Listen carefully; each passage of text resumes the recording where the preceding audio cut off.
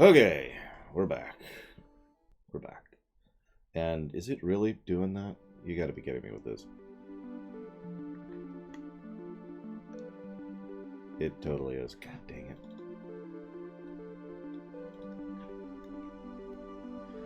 Hang on, give me a second, guys. Fine, go over there. Is that better? No, that's worse. Do I still have Discord up? No, Discord's not up. So I'm having some tech issues here, as usual.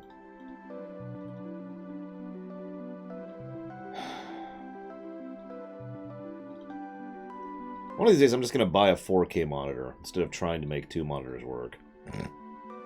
Just say screw it, you know? Just get a big, giant monitor and be like, there, that's my monitor. I'll have enough room for everything. Okay, when we last left, we had just finished Lindblom. And now what are we doing? We're getting Ku. We're getting Kuina. Actually, we're having a random encounter. Actually, a little surprised by that, to be completely honest. Good morning, Plutty. Good morning, Zach. Good morning, End.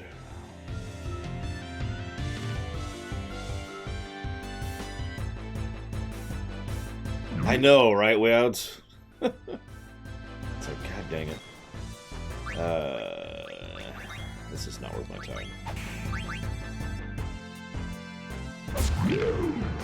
Because, yeah, I'm trying to balance the document, which is also being balanced with the donations, so I can track those. Which I'm also balancing with the chat, which I'm also balancing with the screen. You know what, hang on, I'm going to make a note to myself. Hey, SJ, what is up? I'm sorry, just give me a second here. I apologize for being late, by the way. I had a lot of stuff to do this morning, including the most important thing of all,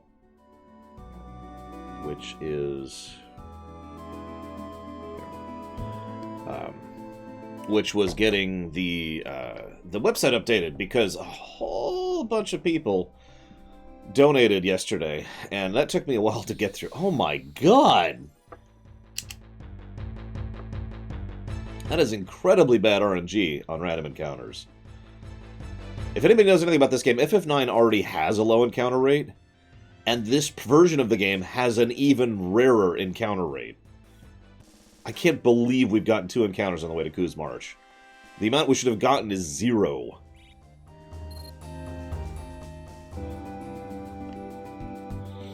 Good morning, SJ. Good morning, Savacom.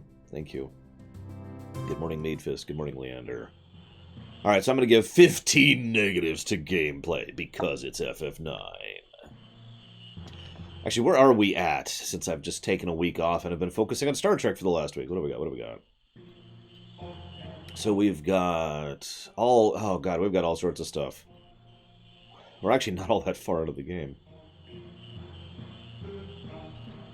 Yeah, that's never happened before, I believe, is what I'm supposed to say there. No.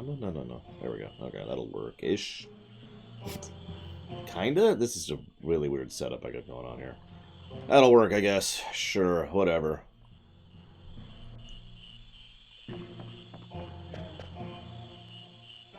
So here's where we can see the tutorials again, if for whatever reason we need to.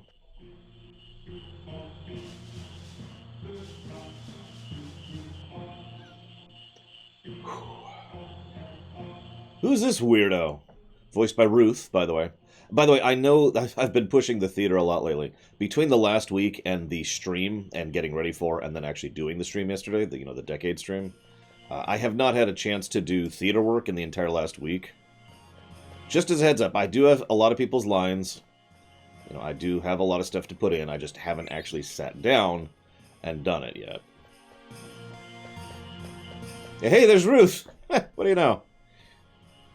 Like, Ruth has put in lines for, like, 3 chapters of Ku, or Kuina here, and... yeah.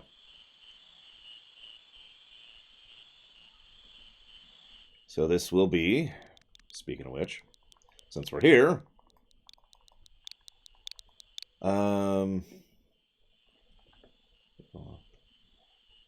it's not gonna fit. We're gonna have to just go with Ruth. Is that okay?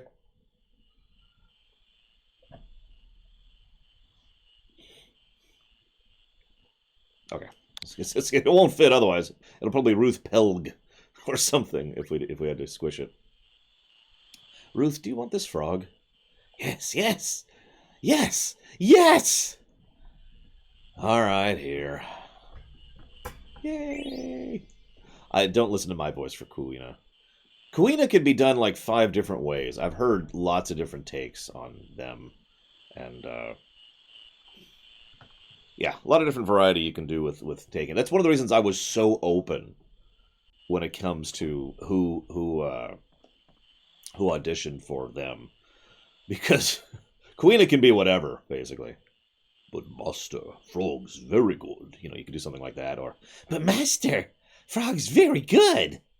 Or, you know, but Master, Frog's very good. You know, there's a lot of ways to do Kuina. Ruth, you in darkness need some light. World, big place, many, many foods. Alexandria, just one kingdom. You need go out, eat other food. Go out in the world? Sounds scary. Are there yummier frogs outside? Hey, Darth I hope the new graphics card is treating you well. All Koos love frogs best. Eating frogs key to growth. Koo marsh exist all over the world. Go eat frogs. Get the best 5th blue spell in the game, which we're not doing, by the way. Just to be really clear about that. Because while there are certain people who disagree with this, whose name is Meadfist, who's in chat right now, I personally think Kuina sucks in gameplay. And yeah, government-sponsored sociopathy is not good, but, you know, it's also very normal, so what do you want from it? Oh god, Queen Braun is secretly a coup. It all makes sense. I've never heard a theory like that, though. Not a legitimate theory, anyways. Hi, Cashel. It is good to be back, and hello, Flowosaurus. So, Kuina.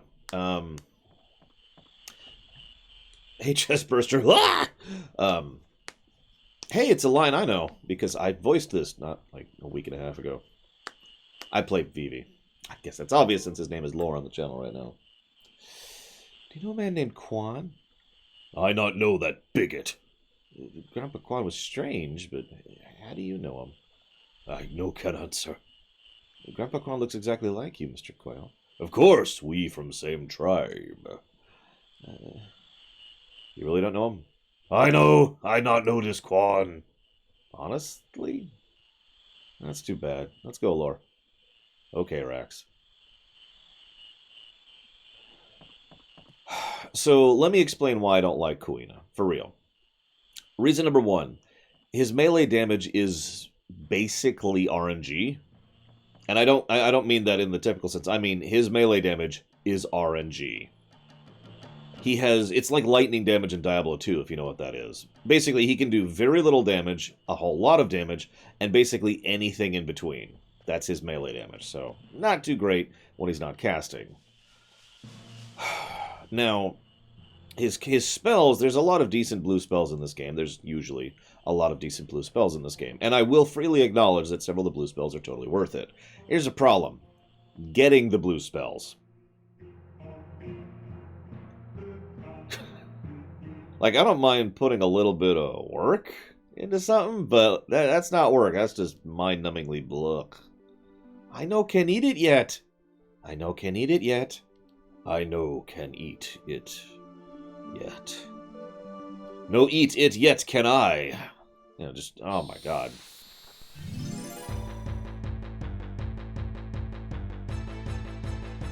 Oh, yeah, also, it tastes bad. I agree, Meadfist.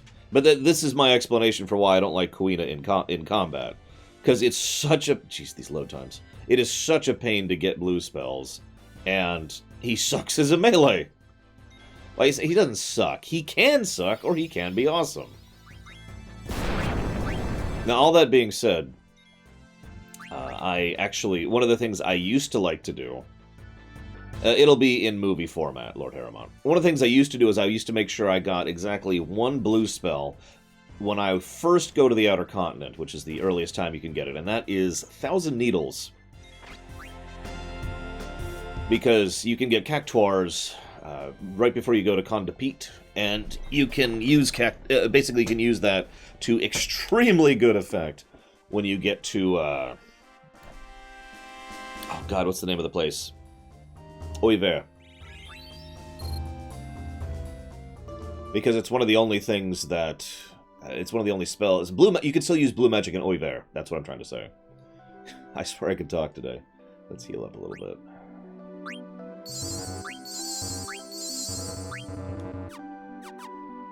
Oh yeah, I should mention something. So for the theater, what I decided was that when talking about Kuina, we would, because all of the text says him or her, like it's him, her, question mark, or S/he, because they, you know, that's part of the running thing, is they have no idea what Kuina's gender is.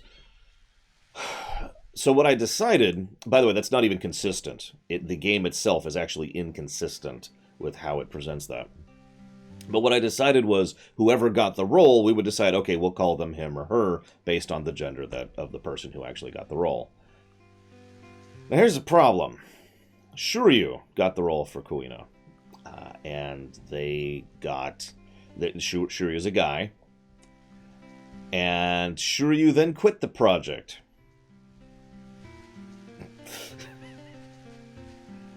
Yay. Now, I'm already having issues getting people to record lines as is. So I'm basically not going to ask like 15 people, some of whom I literally can't get a hold of anymore, in order to re-record their lines to change the pronoun they use. So we're just going to go with whatever at this point. Yes, we had to switch Kuina's VA to Ruth, who is in chat right now.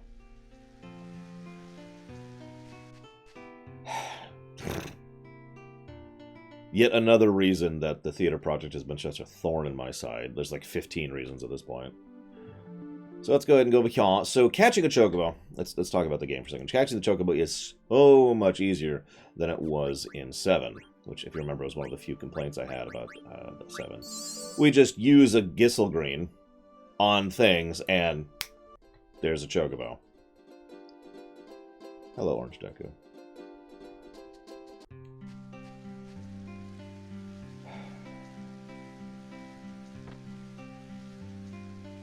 I believe you, Ruth. I hope. Please don't let me down. You're my only hope. I mean, I've had several people bow out at this point. We lost Puck's voice actor. We lost Beatrix's voice actress. We lost Kuina's voice actor. God, what else? We almost lost Kuja's voice actor. Like, I was basically at the step of handing out Kuja to someone else when he got back a hold of me. I was like, wait, I'm here. And I'm like, okay.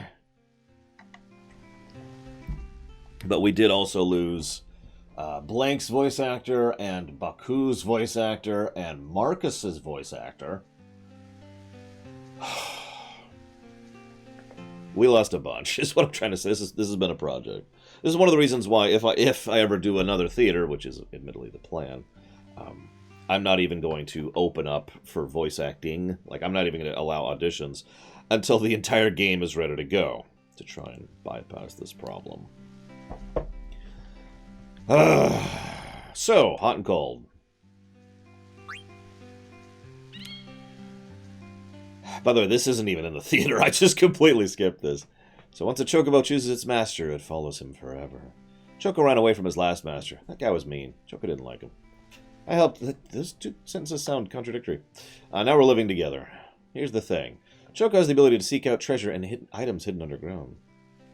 But I can't ride chocobos. Yes, you can. You're a Moogle. 60 gil per game. Okay.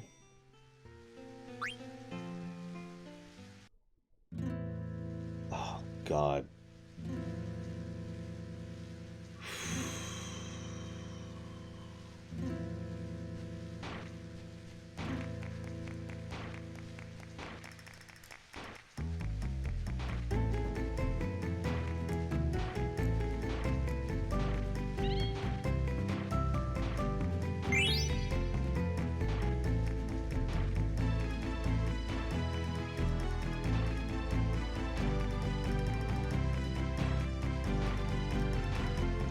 I don't remember what the super speed combo is. Oh my god, come on. I hate this game so much. I did actually, Ruth. Which is part of why I was apologizing earlier for not having actually slotted those lines in yet.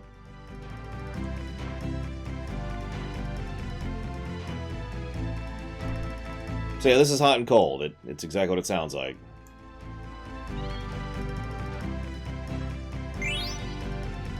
So, the way this game works is you get points for the stuff you loot. Most of it's just junk, random items and whatnot. The points level up your beak, which increases your sensitivity on scanning and how quickly you will push through digging.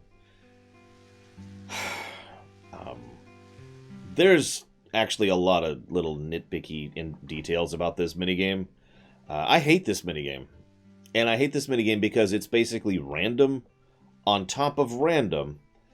And here's the part that irritates me the most. It's actually quite worthwhile. You can get some really good stuff early on.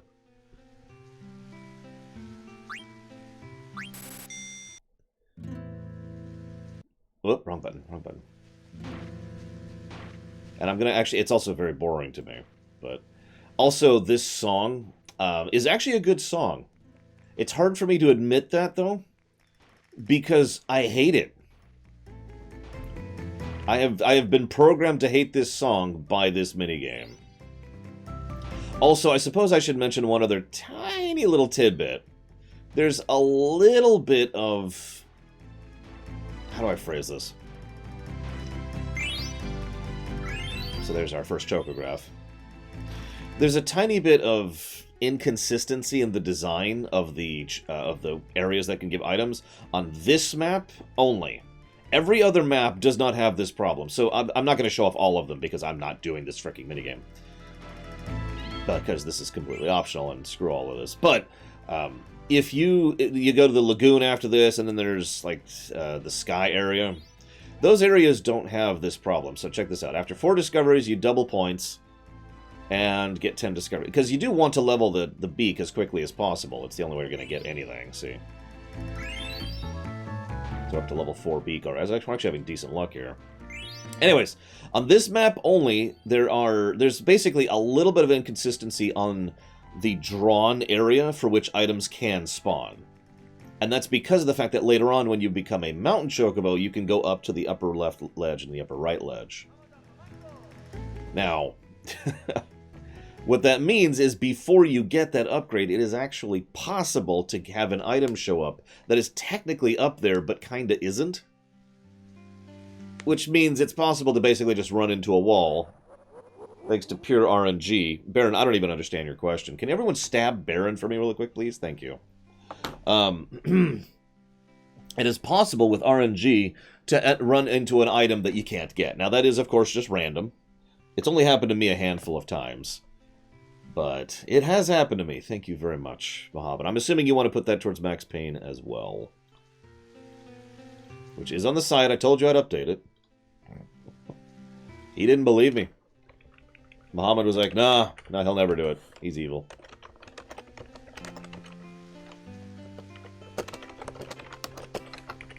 There we go. So, what's this? The stone with patterns. So here's the other thing. So I mentioned it's RNG on top of RNG on top of RNG. So the first layer of RNG is what item spawns. The second layer of RNG is exactly where it spawns.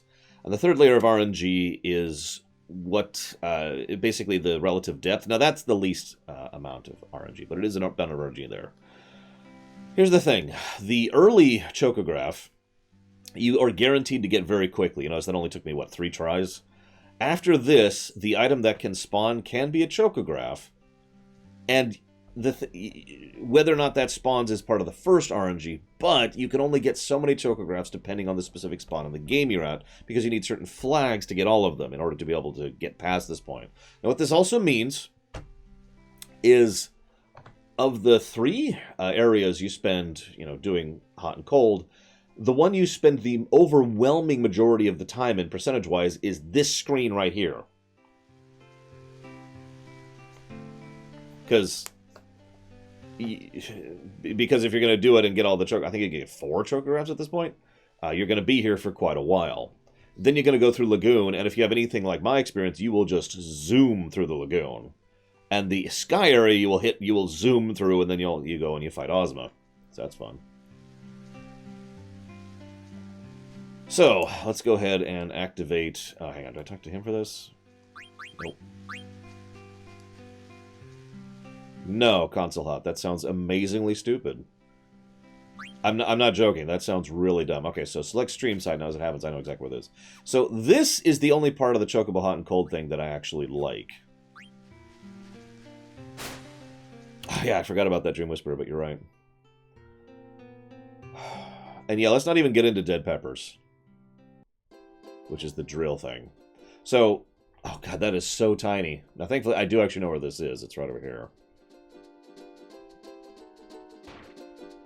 But I kind of like this part of the thing, the hunts, the actual hunts for the Chocographs. You get a picture, and it's basically try and figure out where it is.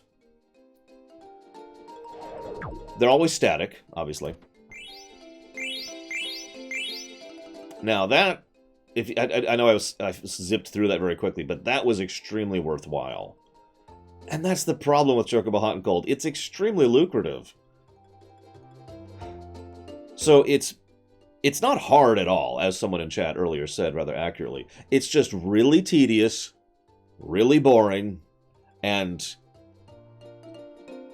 really monotonous. I know I'm just repeating myself, but it deserves repeating how much I hate this frickin' stupid minigame.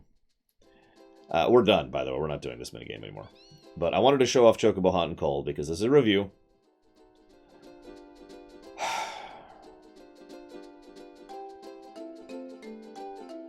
I actually never plan to do Hot and Cold again, funnily enough. I am going to give that a gameplay negative, though. Sorry, guys. You can argue against me. I always listen to your guys' opinions. What do you think?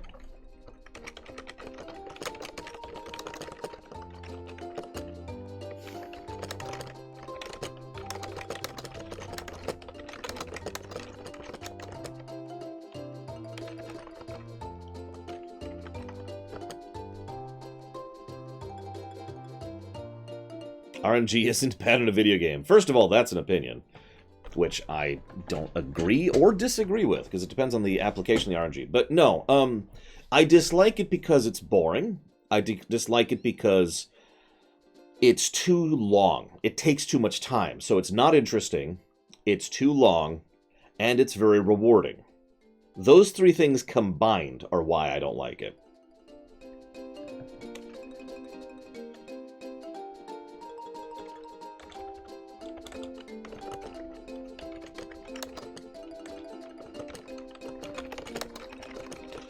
Now, see, that's an interesting point, Flowosaurus. That is a very good point. And that is why it is only one negative. See, we actually had a long discussion back during FF10, actually. And it basically boiled down to... See you around, Platy. It boiled down to, does something that's optional and bad count as a negative for a game? We had a huge discussion about this, because it's I mean, it's an interesting topic, don't you think? Yeah, absolutely, Zach. So... what we eventually decided was, as ever, it frickin' depends. But if it's something that's optional but substantial, like let me give you an example. The mini jump, not the mini jump, the jump rope mini game. That's not a negative because while it is optional, it's also really optional. Like that's so insubstantial that it doesn't really count, right? Chocobo Hot and Cold is significantly more substantial. There's a lot going on with it, and you get a whole lot from it. So in other words, even though it is fully optional, that's not a defense. Basically, the idea of it being optional is no longer a defense. That's the summary here. What matters is how significant or substantial, or how much you're inclined to do it, or what the rewards are for it, or how much of the game it is. So, for example, Chocobo breeding and racing in FF7 would be a fairly major side quest. And yeah, Chocobo Hot and Cold is basically the major side quest of FF9, right alongside the Magnet thing. I'm trying to think of another example of that off the top of my head, and I'm actually failing at it. But you get the idea, right? So that's the answer, Flowsaurus, and I hope that actually answer. What reward did I go for? Oh, the item, obviously. The only one worth getting. But again, don't feel afraid or ashamed to disagree with me or give your reasons why you disagree with me, because I do, as always, want your guys' feedback when it comes to these reviews.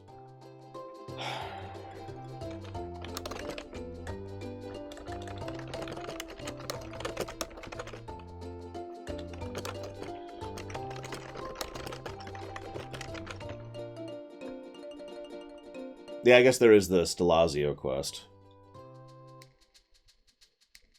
Put this over here. FF9 has a weird spread of minigames. Like, I get that that's been a thing ever since 7, you know, to have a lot of minigames in the FF series. There are people who argue that that is actually specifically a thing because of Super Mario RPG. Get off the... There we go.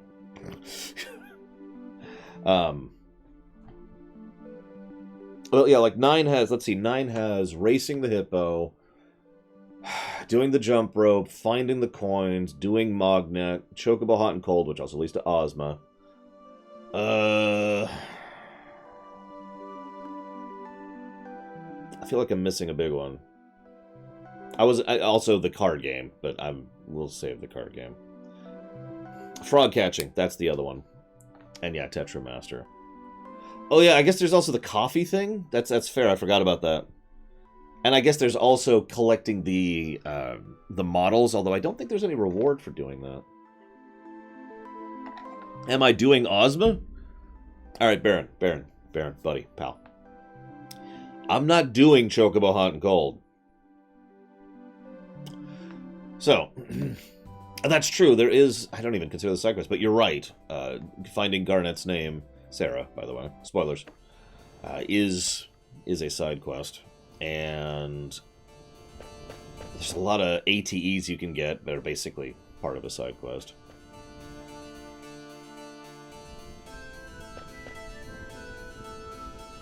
Fighting Ozma is interesting. Ozma is probably one of the better optional bosses in the FF series, in my opinion.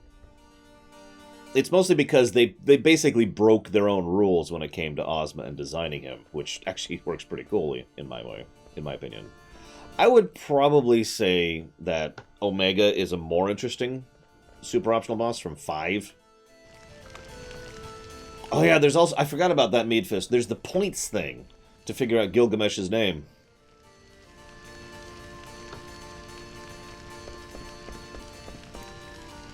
Fun fact, I voiced this guy. Back when I was super ill. I was like, you know what? Sure, I'll play one more dying person.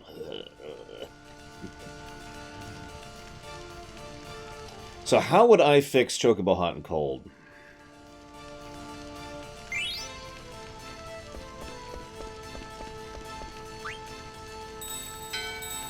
Before I answer that, what I'd like is the opinion of people who like Chocobo Hot and Cold. If you had free reign, what would you do to change it? Assume you have to change something. Good morning, Rax. Welcome to 9. Oh yeah, by the way, this is a fresh reminder that anyone who has not submitted a kill for a Black Mage, please do so. I need like 13 more kills. I'm also hoping Zed Slayer will be able to finish his lines for Zorn, I think.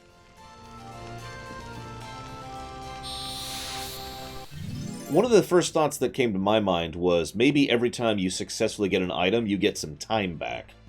Basically, if you're lucky or skilled, you get to the point where you can keep a single session going for a while, you know, rather than having to restart every single time. It's not like the gil matters. You know, it's 60 gil is nothing, even at the point of the game I'm at. What's irritating to me personally is having to, hang on, yep, mash button for the end of the thing. Okay, go talk to the guy. Yes, I'd like to do it again. Yes, start the thing up again, show the tutorial again, and go and start over again, right? Being able to just, you know, keep going without having that pause in between sessions would be a big quality of life change for me. Now, whoop. Savage they are. Run away! How varied do I want the kill? As varied as you want to give it. So far I've had people give me, you know, kill, like almost zombie-like. I've had some people... I just realized I should equip Ruth here.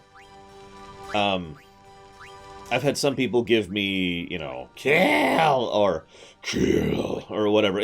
Basically, I'm down with some variety, is what it comes down to. When it comes to kills. No.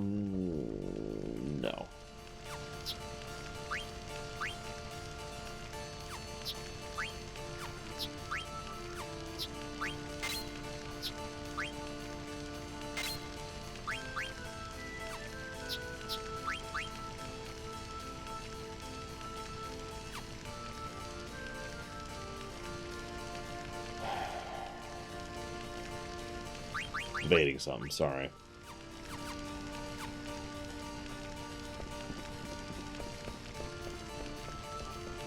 I would actually agree with you on that. And that Meat Fist.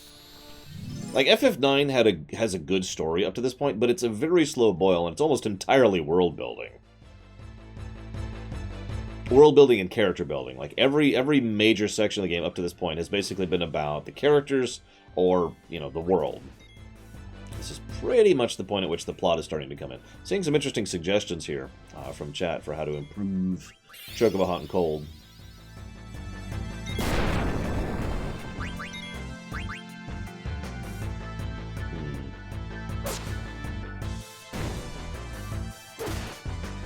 Oh, come on. How did he dodge that?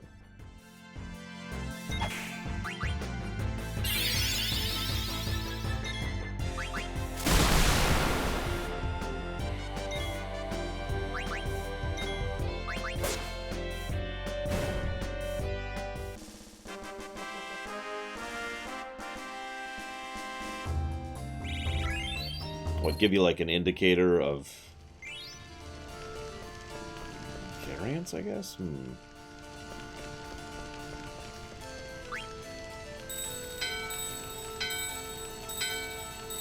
It's actually not a bad idea, Meat Fist. Basically, that way you have what is effectively bad luck protection. Yeah, if you continue... Whoops. Screwed up. There we go. If you continue to not get something, then you will eventually... You'll still have points, and those points will eventually get you to the point where you can buy the Chocobath. Or you could just have money.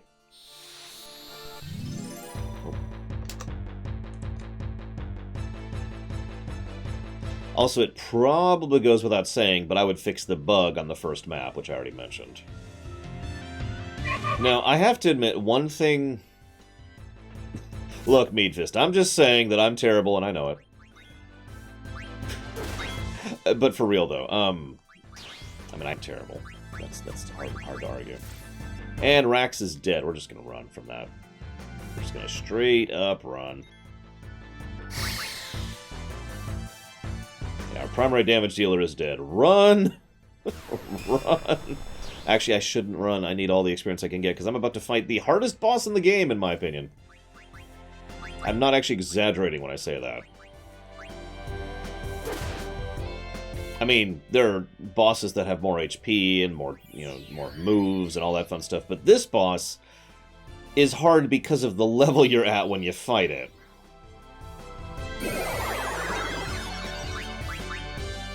In my opinion.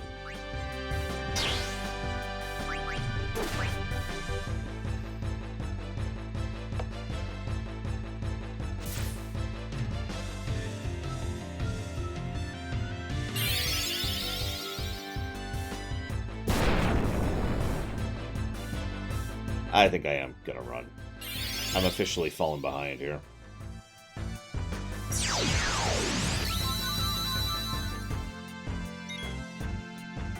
Yeah, no kidding, Meat Fist.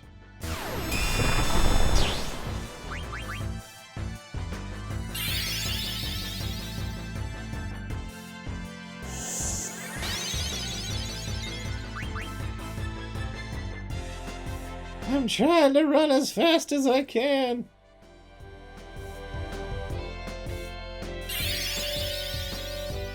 Oof, oof.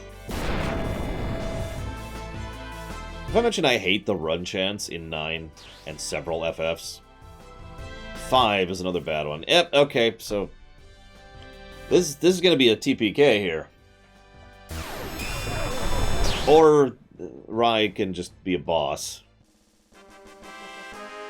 She'd be even more of a boss if she'd get me her lines. She doesn't even watch my show anymore. Okay, so let's recover a little bit there. Just let's get everyone up. That's why Dragoons are awesome, in a nutshell. It's actually one of many reasons, but... Okay. Let's go save a Moogle. Darling, darling, no!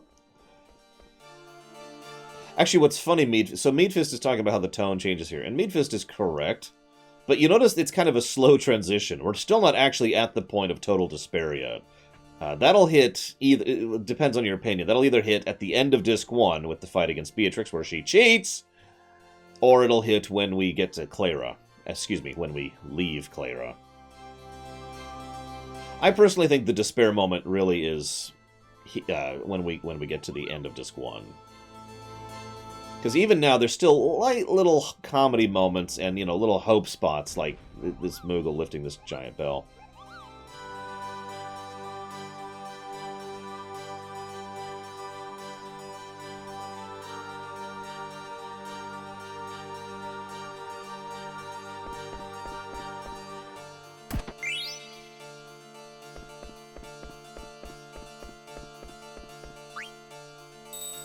So, bets on me dying to Gizmaluke.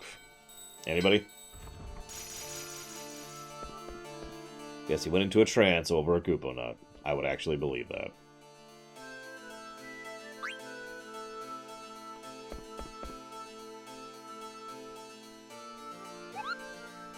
So we are going to save.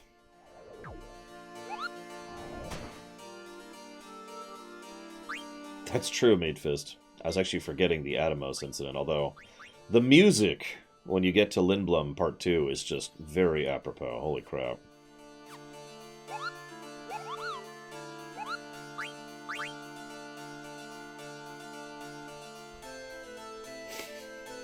This year's Festival of the Hunt is so exciting. Highest point was 119 points. A woman named Ryo Kami won the title. Last year's winner, Belna, only got 78 points. Woo! Yeah, let's go ahead and show it off. So, hey, there's a thing back here. It's dangerous outside. Oh, yeah, sure, whatever. It's dangerous. Nonsense. Now, I'm going to be 100% honest. Oh, God, the Chocograph is still there. I don't actually remember the trick to killing these at this point. I know you can.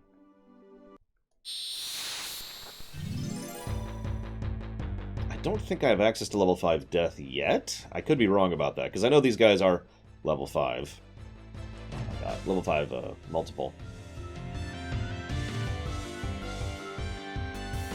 Ah, of course. Hang on.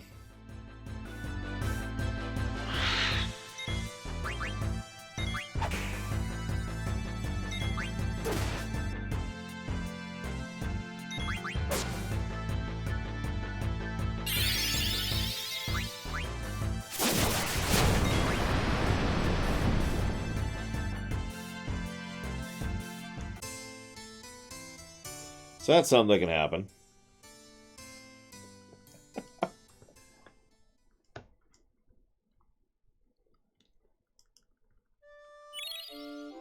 I do love the autosave, though. It's a legitimately good autosave.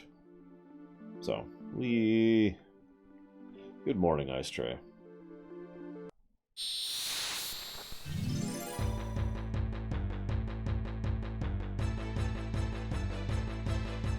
There you are.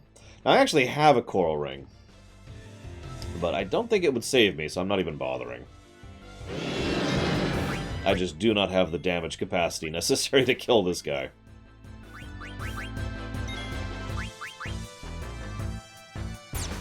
So he hits for about 1800.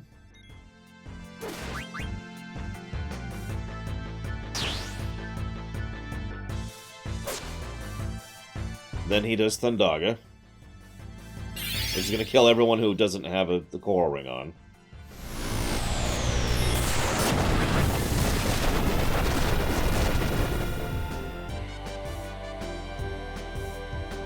This is the best experience in the game, basically. There's actually another enemy on Moo Island that gives more experience per combat, but this is the best experience per time. To my knowledge, there is no way to get more experience per time than just mashing Grand Dragons. Like, when you have level 5 Limit Break, it's just, hi, Grand Dragon, dead. Grand Dragon, dead. And it is a huge chunk of exp.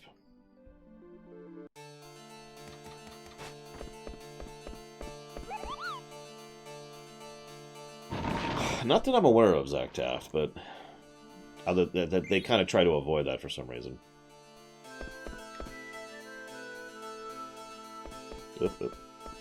Bell's in the way. So now for me to die in a more legitimate fight.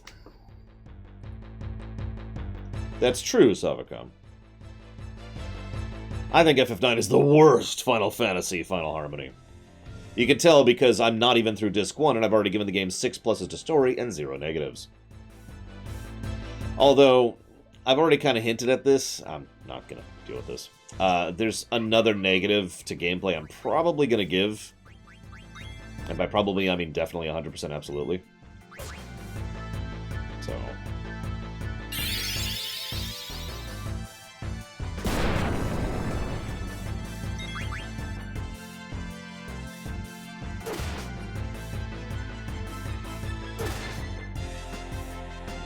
I will admit I don't actually know the run mechanics in this one.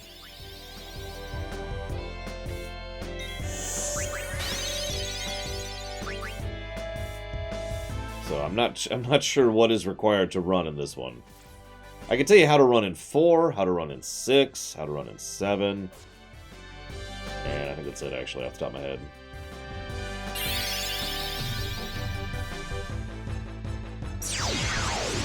Oh yeah, there's also Flee.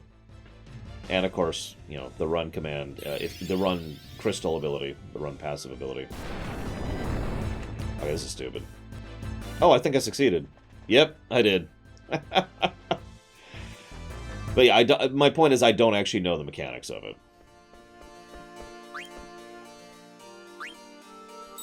I actually wonder if they specifically made it really hard to run.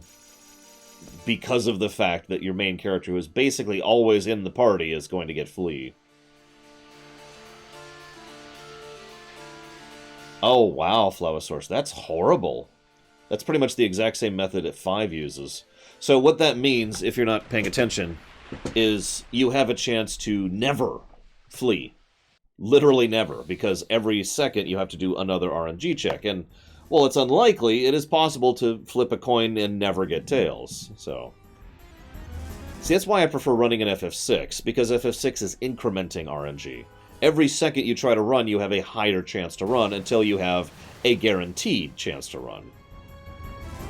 But no, it's not a negative, because it's really easy for Zidane to flee. And Zidane is almost always in the party, so... Alright, so, time to die. Yep, that's just... Of course, I didn't get any. Does he start with anything? I actually don't remember. Nope. Go back to being an item bot, Kuina. That's all you're good for!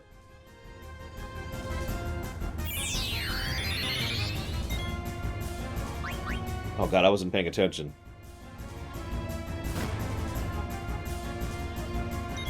That's true, Meat Fist. That's why. So yeah, no, that's not a negative. Of all the things I can give this game a negative for, the run chance is not one of them. There's the Magus hat, which is good, but not what I wanted. God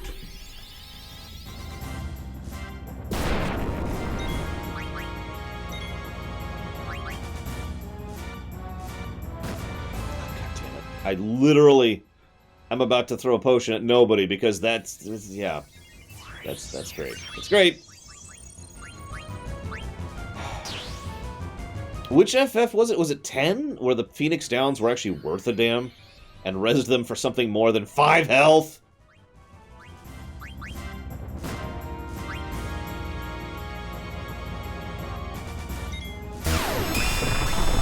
And how... I remember because I was just like, you know, you're right. It's something I kind of took for granted, but God... Nope, I am at normal level. In fact, I'm technically a higher level than I probably should be at this point, because I've been bothering to, you know, go get optional stuff. I know with total certainty I could actually be about a level and a half or 2 levels lower than I currently am if I was just playing through the game. I know this because I've done that. And by I mean a friend of mine who'd never played the game before.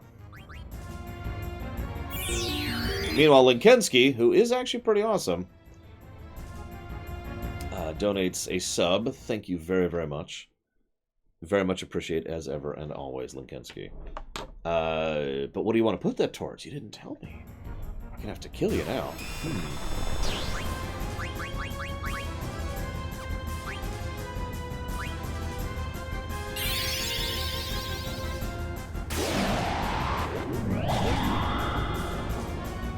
That is true, Takota.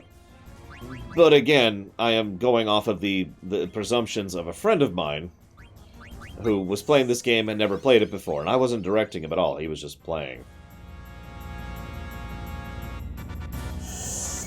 Also, FF9 is pretty directed when it comes to path, for better and worse. Oh, for God's sakes. Like, this isn't like, you know, this isn't like FF1, where you could roam for quite a while and be like, where the hell is the game? This isn't like Zelda 1, that's actually a better example. You know the other reason I'm pissed off about this? I'm sitting here waiting, right? Just waiting for this. And, my best damage dealer is doing nothing but stealing because I really want that staff. God, I hate stealing in this game.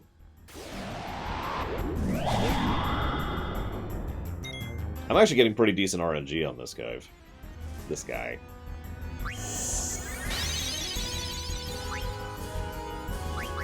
Believe it or not. I mean, the steal RNG is terrible, but I'm getting decent combat RNG. This is, I believe, the second to last time I will bother stealing. By memory. The other time will be the worm thing when you're escaping from Alexandria.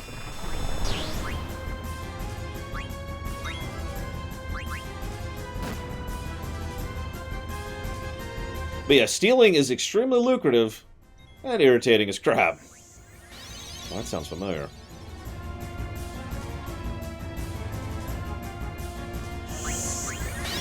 I mean, I guess I could steal from the Beatrix fight, but I just don't care.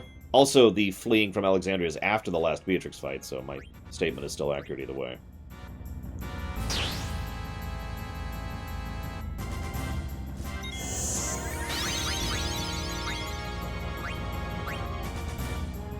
I mean, it's not strictly necessary. The next time I'll get this staff will actually be in Clara.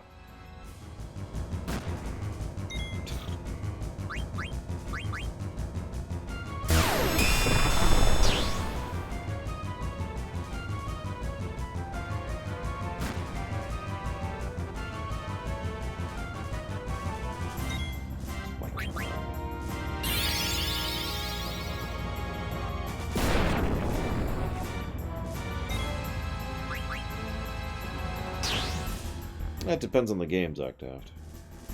And dead, yep.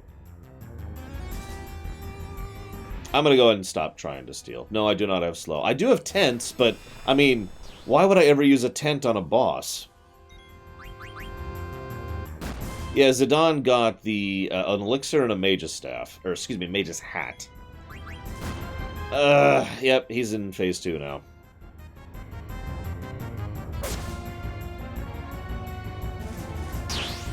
Hello, Zalok. Oh, Cloud of the Storms is playing Super Kirby Clash.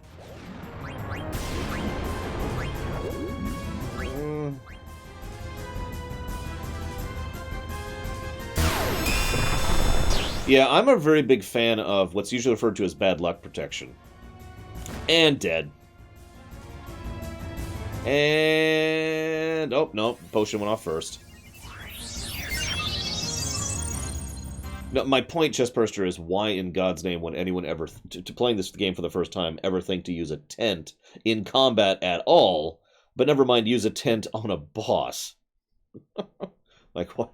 Why would you do that, right?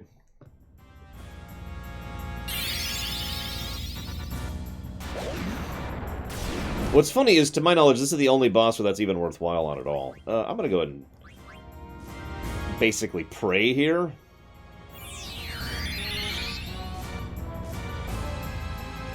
That's true, Meat Fist.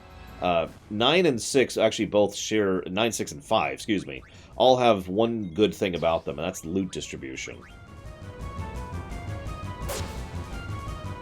Oh my god, we did it! I'm actually surprised by that. But the only reason we got that was because of that last hit that missed on Zidane.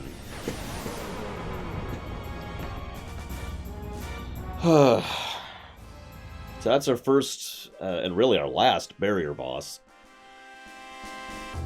I mean, there's a couple other bosses that can give us issues, but that was the only fight I was actually worried about in the entire game. Oh.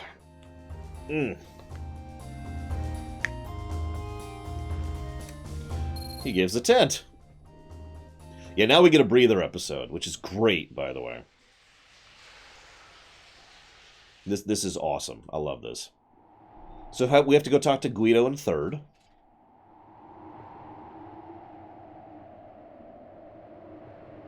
He gives a refund.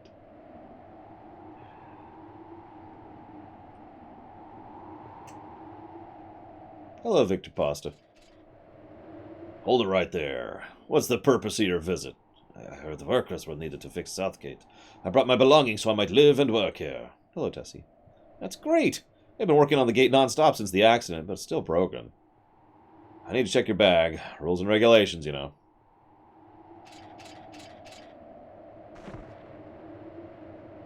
Would you step back?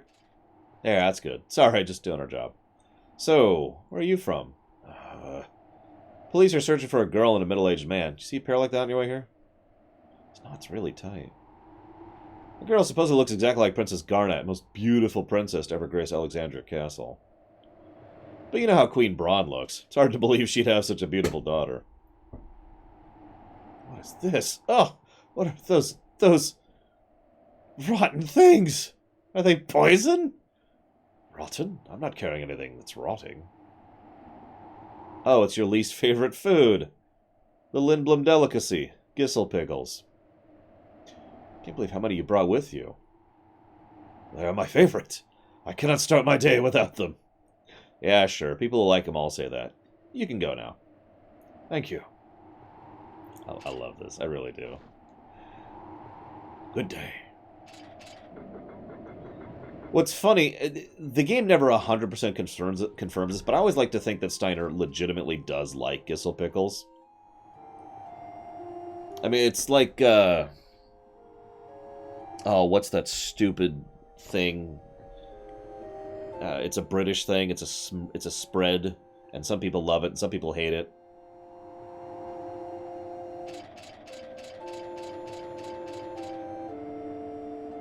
Marmite. It's kind of I like to think of it as a Marmite thing.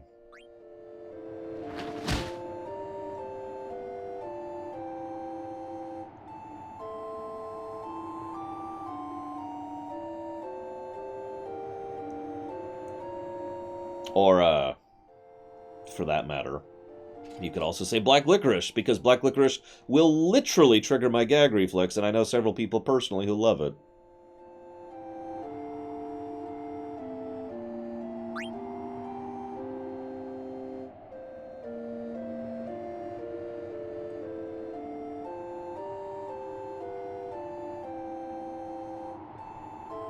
The world outside the Mist Continent is uncharted territory, but there's no need to worry about the safety if we can explore it on an airship. In this one, Sidicusis? Easy answer. Freya.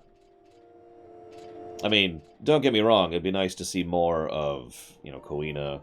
It'd be nice to see more of... Oh, I never answered Ruth's question.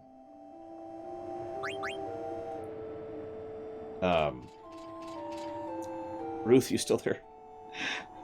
It'd be nice to see more Koina, it'd be nice to see more Amarant, but really, I just love Freya, and I'd love to see more of her.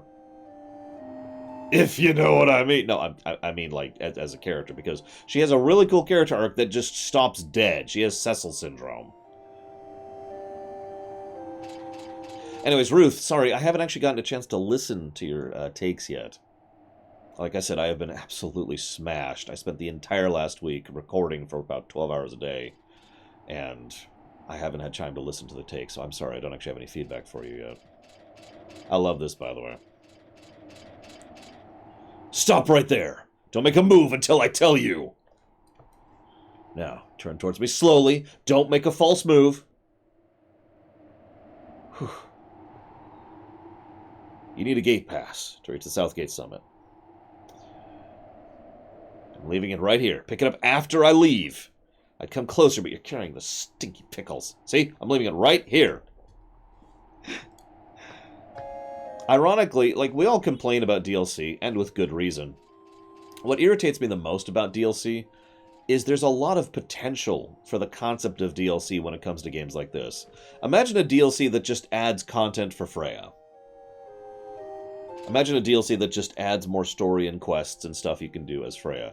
Basically, think something like in the lines of the Liliana episode over in Dragon Age Origins. But no, what we get is just garbage that costs too much money.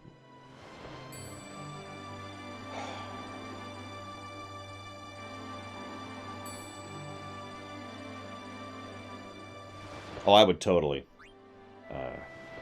try a Gissel Pickle in real life. It's okay, Weods. I know speedrunning isn't for everyone. Sad face.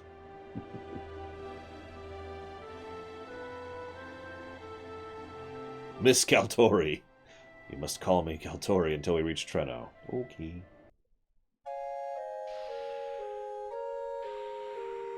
Horse armor. You know what pisses me off about horse armor?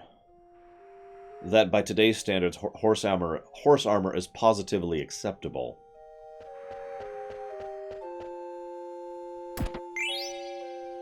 Like, that's mild.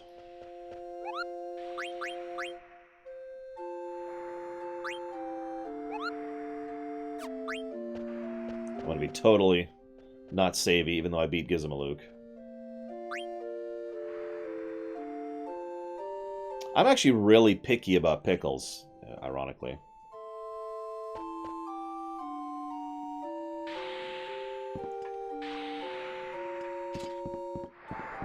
Get me some good old chilled Clausens. That's my personal favorite.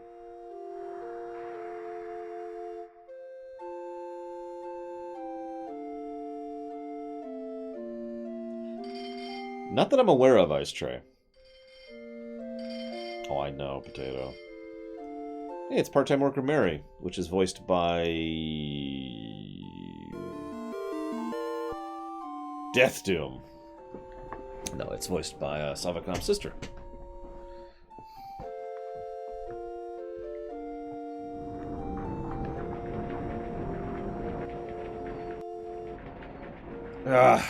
Thank you very, very much, Pseudo Monkey. Much obliged and appreciate the sub, sir. Thank you. And if you happen to know where you want to put that sub as far as increasing interest or priority in a future stream, let me know. I love how they just kind of talk about the stuff they did here. Speaking of which, I want to give this game a plus to story. It's basically a plus to... This is kind of giving it early, but I'm totally going to do it, so screw you. Any questions? Any objections? No, of course not. Nobody never objects to a plus. What I want to do is give a plus here.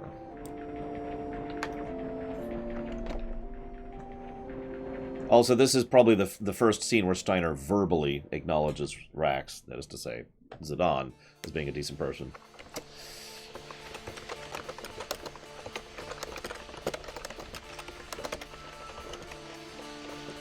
All right, Platty, what's your objection? I shall listen to you.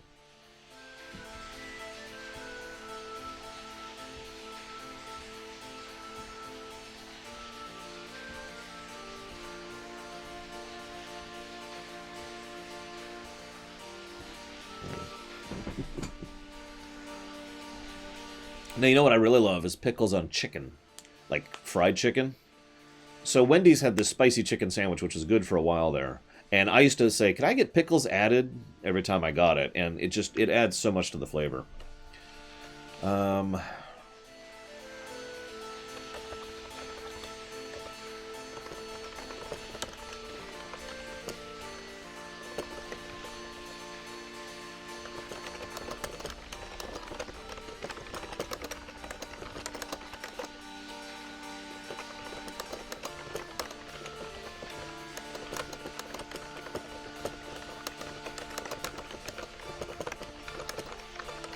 I really hope you're kidding, Tesla. Please tell me you're kidding. This is your chance. Just say, "I'm kidding," and everything will be forgiven. Guys, if Tesla says anything other than he's kidding, kill him immediately. Oh, do they, Lana win? It's a shame there's no Chick-fil-A's around here. So this guy is voiced by Emperor Valerian, who hopefully will someday get to record those lines again because I lost them. Like, just straight up lost. I have no idea what happened to those files. King Syracusus, you know, consort to the queen, something like that. Considering Alexandria is a matriarchal society anyways, I imagine he will basically be, you know, the man of the woman in charge. Which I guess consort is the correct thing. Nope, everyone kill him. Kill him horribly. Kill him horror. What's it? There we go. It's Y. I am gonna get a hard save in here.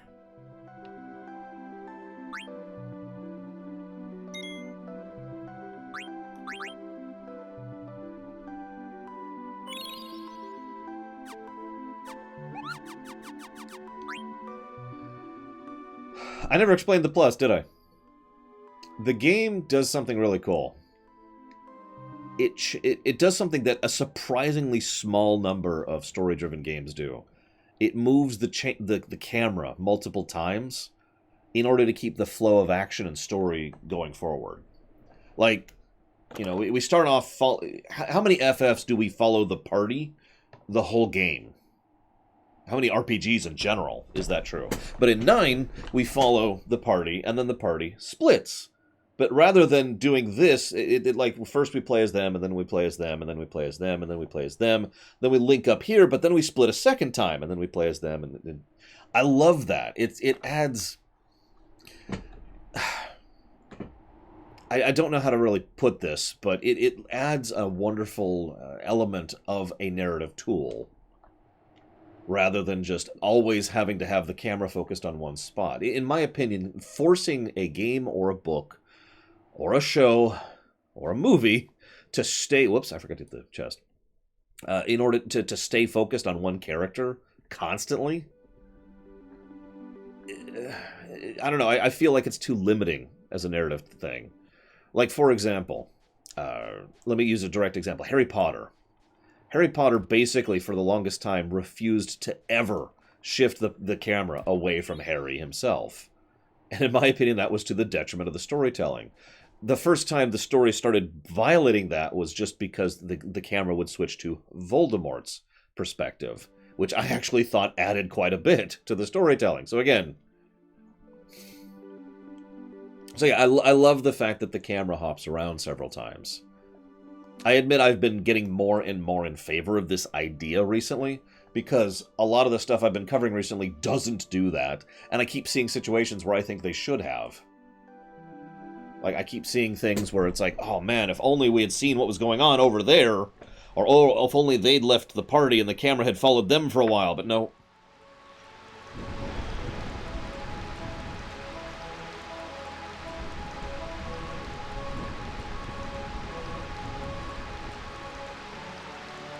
So yeah, this is probably going to get a story positive. Sorry, guys. This is a really cool sequence of events here. We get to Burmecia. Everything is horrible. I mean, there's death and devastation in the streets. It's the realm of eternal rain, so of course it's raining nonstop.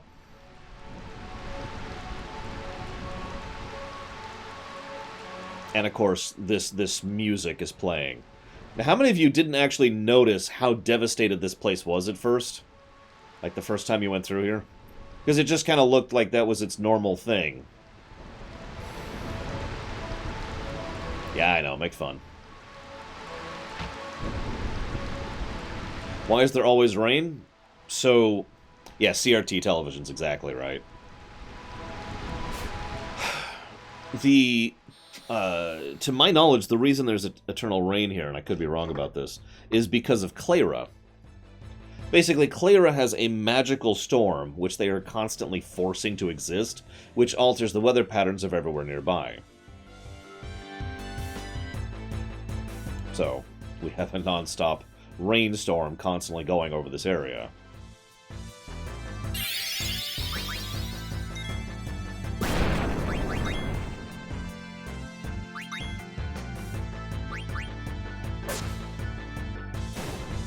Oh, no kidding, Psittacusis.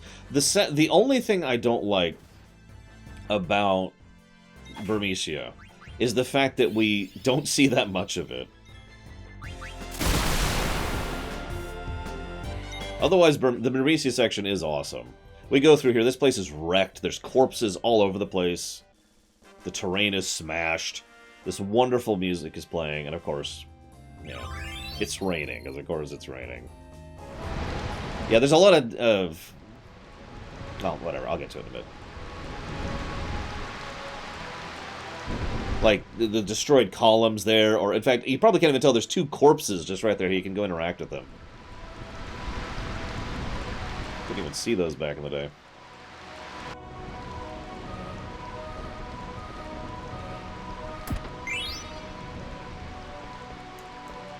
Whoops. Yeah, no kidding, Dream Whisper. A very minor thing. Am I doing this the wrong? I'm doing this in the wrong order. A very minor, hi Cyric, thing that I... Happy New Year, Tesla.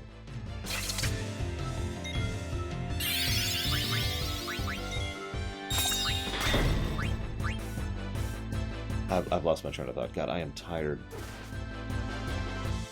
I know, right, Cashel?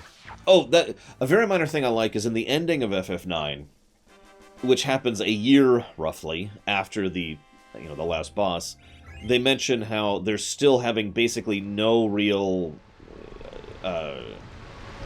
success at rebuilding Burmecia. We have that scene with Freya and Fratley, and they're both like, God, we're not getting anywhere with this. And... I mean, that's a horrible note to end on, but it's very accurate, isn't it? Like, a mere year for these people? It should take way longer than that to repair the damage that's been done here, especially given how few people they have. Thankfully, rats have lots of children, because otherwise they'd probably be genocided.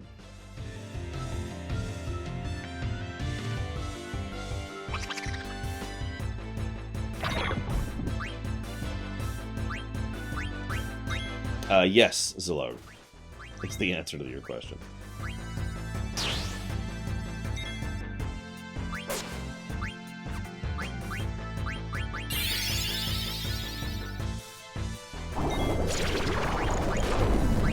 Whoops, damn it.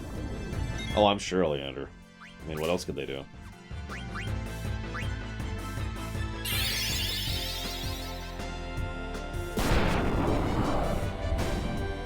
Sure it can, Zillow. I was actually wanting to eat him, but that didn't line up properly, so whatever. Yeah, exactly, Rax. I did not know that, Tesla. That's actually amusing.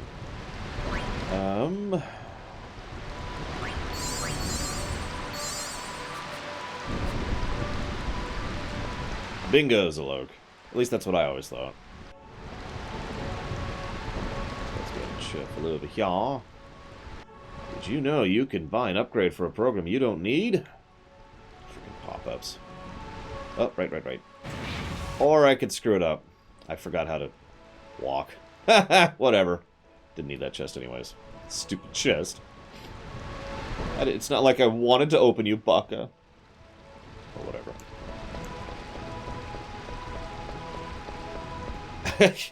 You know what? Yeah, this place looks like Dark Souls. I'll agree with that. Except a lot less gross.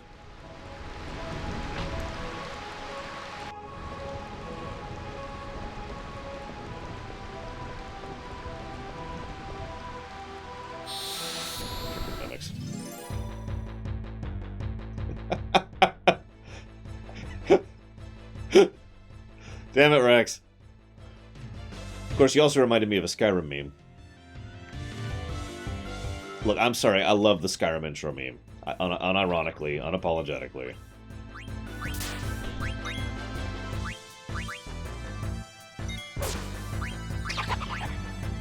Or that? Damn, okay. That's true, Leander. The only downside is black mages don't live very long.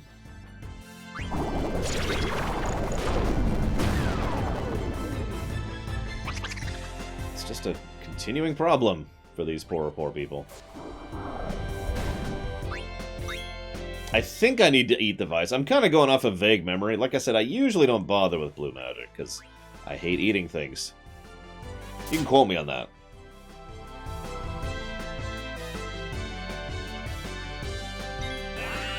Ladies and gentlemen, I no can eat until it weaker. We're gonna be here in a minute. Or he can run. And Ruth's dead.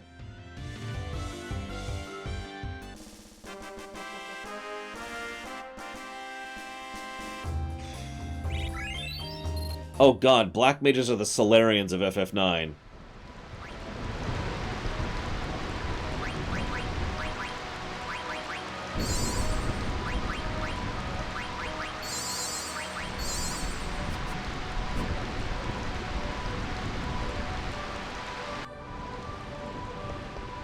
More dead people, which you can barely tell in the background. I mean, eating's okay. It's sleeping that pisses me off.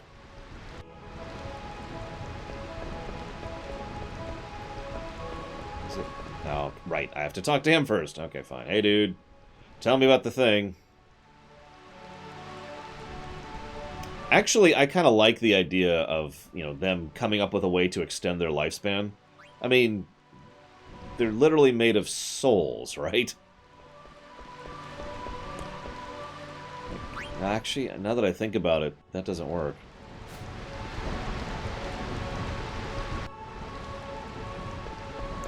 Oh god, I just realized the black mages should be extinct. Because there's no more mist, because the mist is an artificial byproduct of the soul cycle. Anyways, let's not think about that too much. Ironically, the genomes don't have a lifespan limit. They just live forever until they are consumed. So that's neat. Zidane will get to watch Garnet grow old and then die.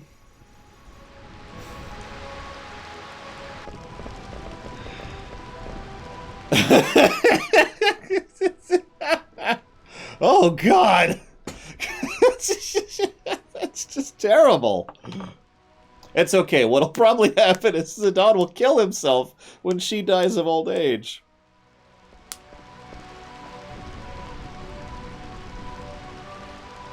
I mean, that's what I'd do. Well, the love of my life is finally dead. There we go. Ugh.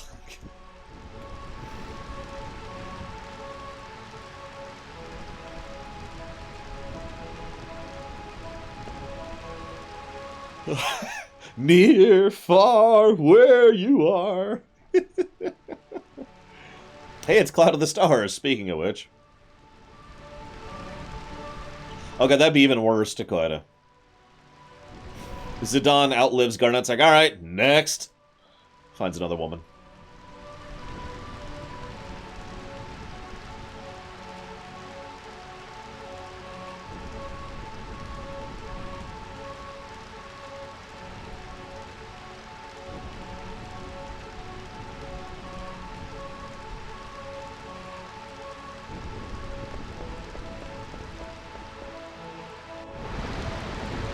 Wait, I've got it.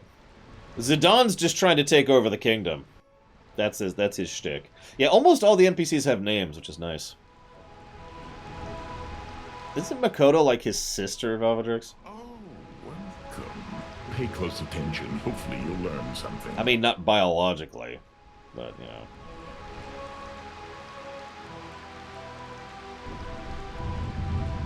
Yeah, you should, Platty. You play her. And Cord actually plays the guy there. So that means Cord and Platy play a married couple.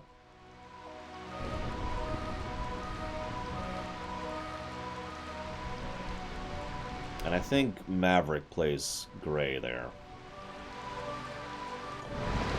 Me neither, Tesla. Me neither. Yeah, we'll be seeing them later, too. Nope, wrong way, wrong way.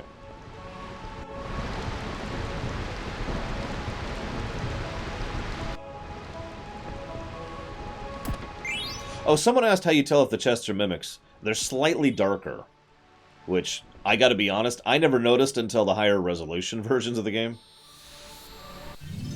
Oh yeah, you also have 5 kids. One of which Bragwin plays, and I think Platy, you play a kid too. I don't remember. Someone plays a child who hasn't yet given me lines. I remember that, because they're missing like one line. Oh, come on, really?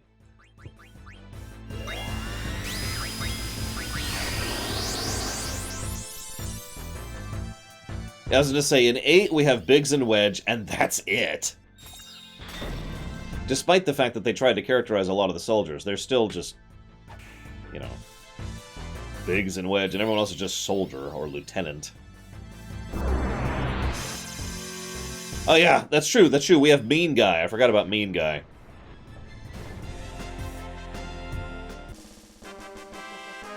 I like it, Mihawk. Mihawk telling the truth of the actual ending to the game there. So yeah, you can see it was darker.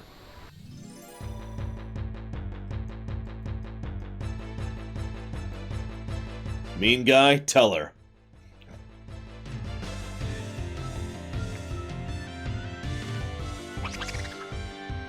I feel like if we ever do an FF8 theater, we're going to have a lot of competition for Mean Guy. Hang on, so I need to do this, and then... Wait. No, come on!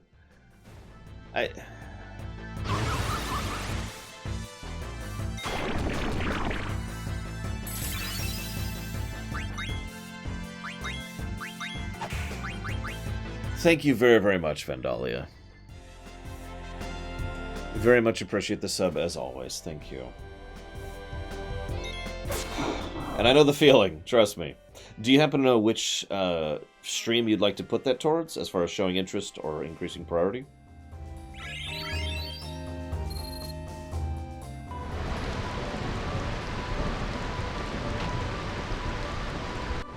Have one person voice every soldier. That would actually be funny.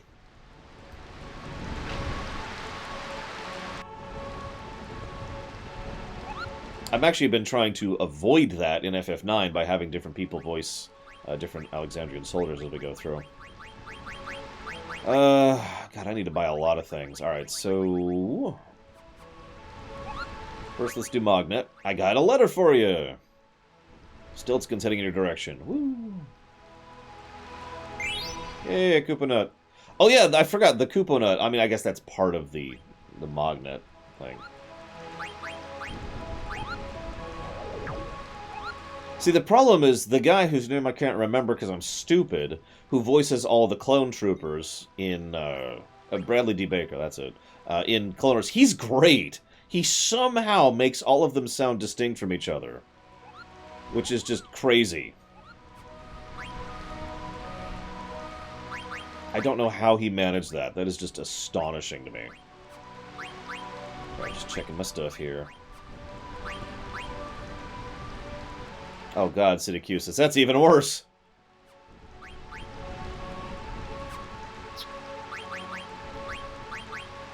I do want my mage's hat.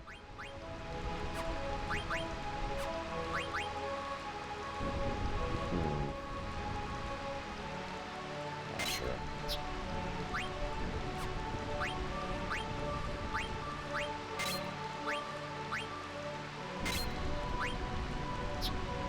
By the way, nice little bit of loot distribution, to mention once again how good the loot distribution is.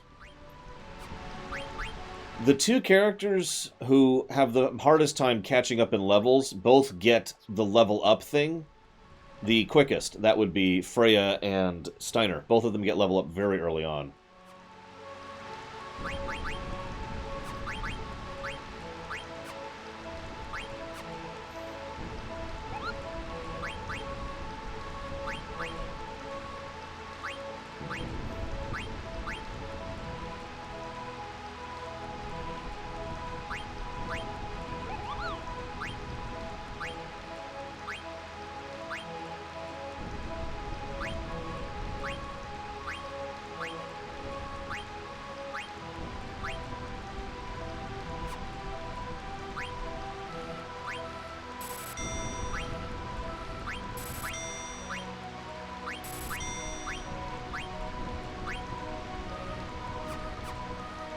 Yeah, exactly, Flowosaurus. Ace Attorney 2, you got it. Let me jot that down really quick. Ah. Oh, yeah. 1998. Ace Attorney 2.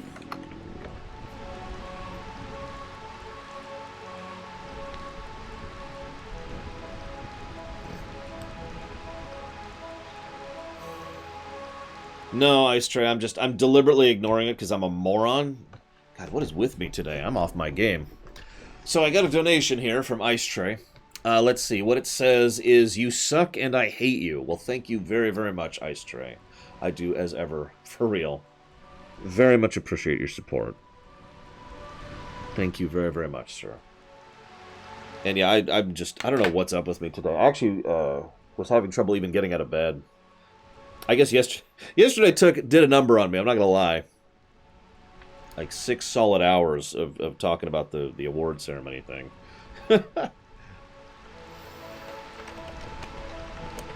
Now, you know what's funny? You guys think I'm joking, but the actual exact quote in his donation comment is, "You suck and I hate you!" exclamation mark, and then "Go play Quest 64!" Sarcastic smiley face.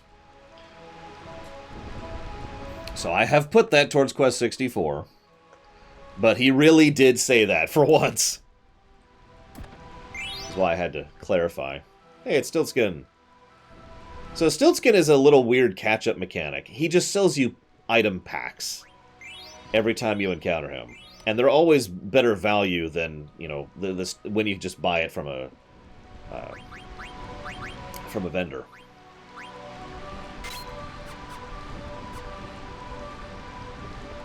Well, yeah, of course they are, Zactaft. When they're all out, then we can play it. See, like Meatfist there, he literally just said, "You suck and I hate you." I'm not even making it up at this point. Thank you very, very much, Meatfist. Much appreciated, sir. And I will put that towards quests. I mean, Yakuza Kiwami. What are you boying? So I stream from 10 a.m. to 2 p.m. Eastern Standard Time, and then 3 p.m. to 7 p.m. Eastern Standard Time. At the moment, that's -5 GMT.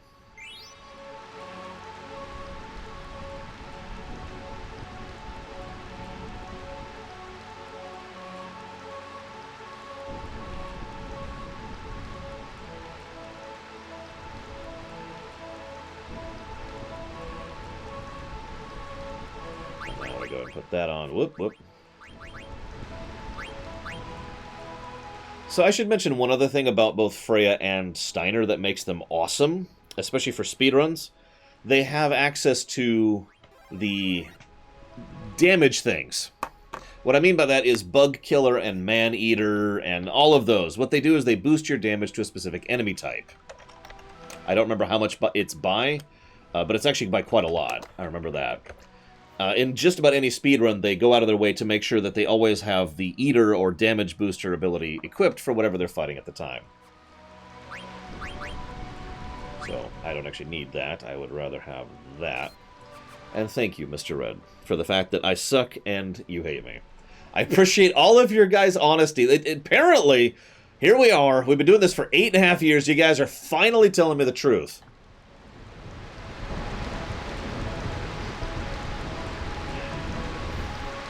But yeah, I actually like that inclusion, the Eater killer things.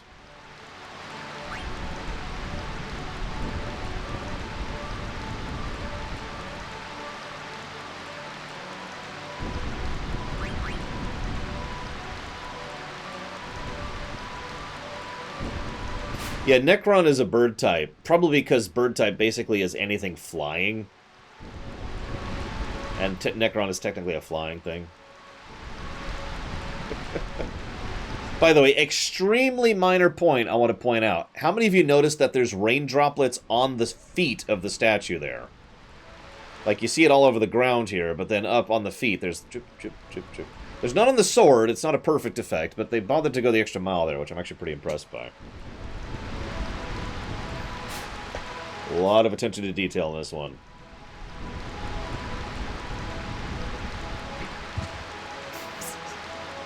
I actually had a lot of fun voice acting Vivi jumping up and splatting on that.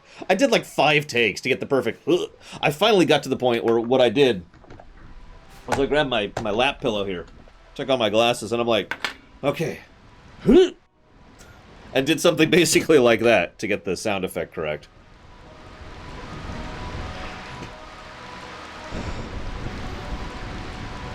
So,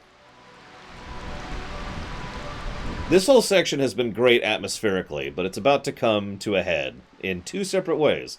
First, we have to have a random flashback, which introduces Fratley. Now, we actually know who Fratley is. She mentioned Fratley in the very first scene she was in.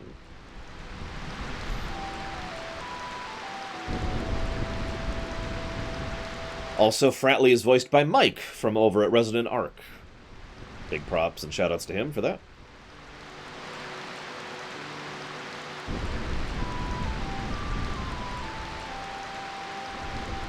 That's probably what I'm thinking of, Miho. Because I was going to say 50% sounded low, but that's why, I'm sure.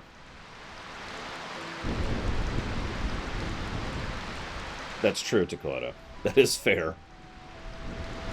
Of course, we're reviewing this specific version, so it's probably just going to wash at this point.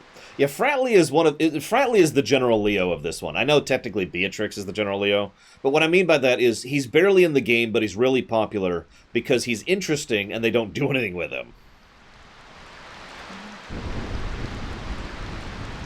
Speaking of DLCs, General Leo DLC when?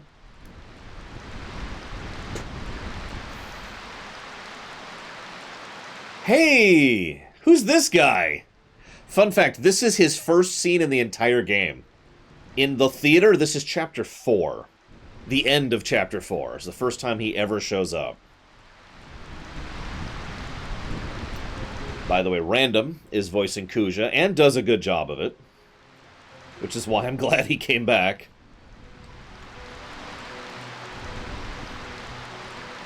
Yeah, Beatrix... As I've said before, I'm probably going to give Beatrix a negative. But I do have to admit, overall, Beatrix is a much better done General Leo, if for no other reason than the fact that she gets a lot of screen time to help develop her.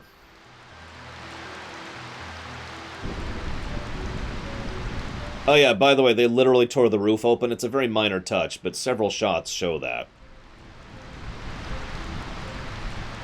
I know I've said this story 1,000 times, but when I first saw the CGI renders of Kuja, my first thought was, oh, awesome, we're getting another female villain. About frickin' time. Because by this point, I was a big fan of Queen Zeal over in Chrono Trigger. Might have had a crush on her, let's not get into that. And, you know, we had Ultimecia, but that was just kind of whatever. So it was like, yes, we're actually having a female villain. Woot! Now, to add to that, he actually looks more masculine in the in-game sprites, and in a lot of his renders since then. Yes, he does, Paid Maniac. Or she does, excuse me. However, if you've seen the CGI image, the one that's going to play in the cutscene that's about to happen, you'll see why I thought Kuja was a she.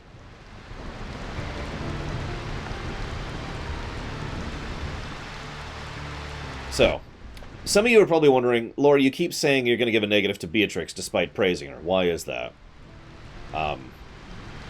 You're about to see. Basically, this is why. 3 separate times in this game we fight Beatrix, and all of them are the worst definition of cheating. From a gameplay design perspective, these are cheats, and I hate it. Every time I do these, it pisses me off. it's possible to do very well in these fights. It's possible to... Yeah, this is literally Kai Ling cheating. Because what happens is, no matter how the fight's going, she just presses the I win button. It is the core, most critical definition of gameplay boss cheating. This is not good boss design at all.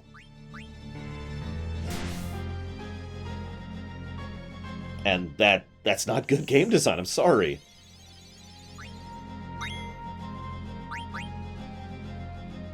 Like, it would be one thing if she was just strong enough to defeat you.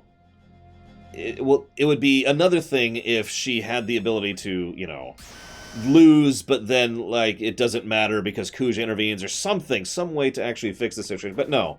No matter how the fight's going, she just presses a button and wins. What I would have done is I would have made her hit like a truck. Way harder than she currently is. Like, if... Okay, actually, that's not what I would have done. See, she's only hitting for 700. I know what you're thinking. Only? But really, that's survivable. And the fact that I'm managing is really all I need to say about that. I would have had her hit like a truck. I would do quad damage at this point. Because at this point in the game... Hang on. For real. At this point in the game, nothing is hitting for the 4-digit range other than the Grand Dragons. So... For a first-time player, it's the first time they see 1,000 damage on something. And for an old player, that's like, oh god, she's... Whoa! And it's a fairly clear indicator that this is not something you'll be able to push through. And Kuina, if you know what you're doing, I'll give you that. But again, playing through for the first time, this could be the first time you're seeing quad damage. I wouldn't go all the way to quad 9, like 1,500 damage, something like that. Now, yeah, the other problem with this is she suffers substantially from a very old RPG problem of super powerful characters who, the moment that they join your party, they suddenly go to being much weaker. In fact, as has been pointed out by many people, Steiner, by the time in which she joins the party, is actually better in combat than she is. Which is just sort of sad.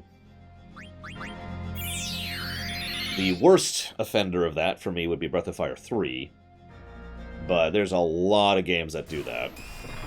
Yeah, didn't think I could manage that. I think I'm actually going to die to this fight, which is funny, considering everything I've been complaining about for this fight. I mean, that's true, Meat Fist, but you get my point. For someone who can literally just hit an I win button, you'd think she'd be a little bit more on the ball. There we go. We're done. We did it. So then she hits the button. Boop.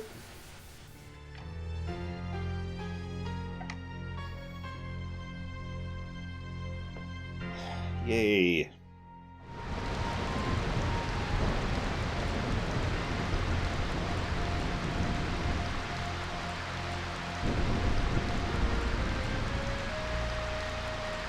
No, that's a separate thing, Dakota.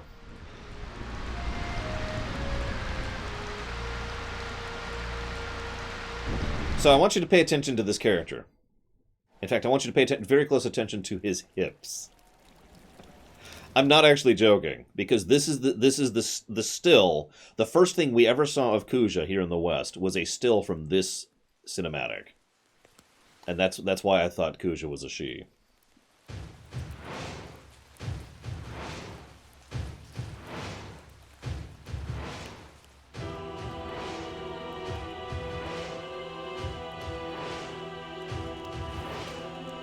Look at that! Look at that!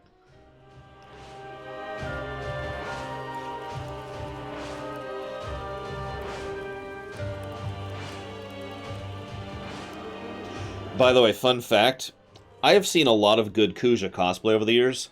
All of them are women.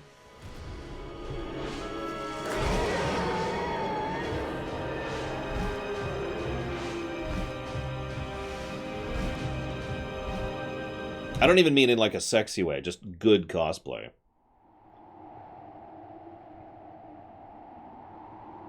Ah, fair enough, Rax. Some of the best Squall cosplays I've seen are women, too. Meanwhile, back to Guido and Third here. Yeah, this is the beginning of Disc 2, by the way.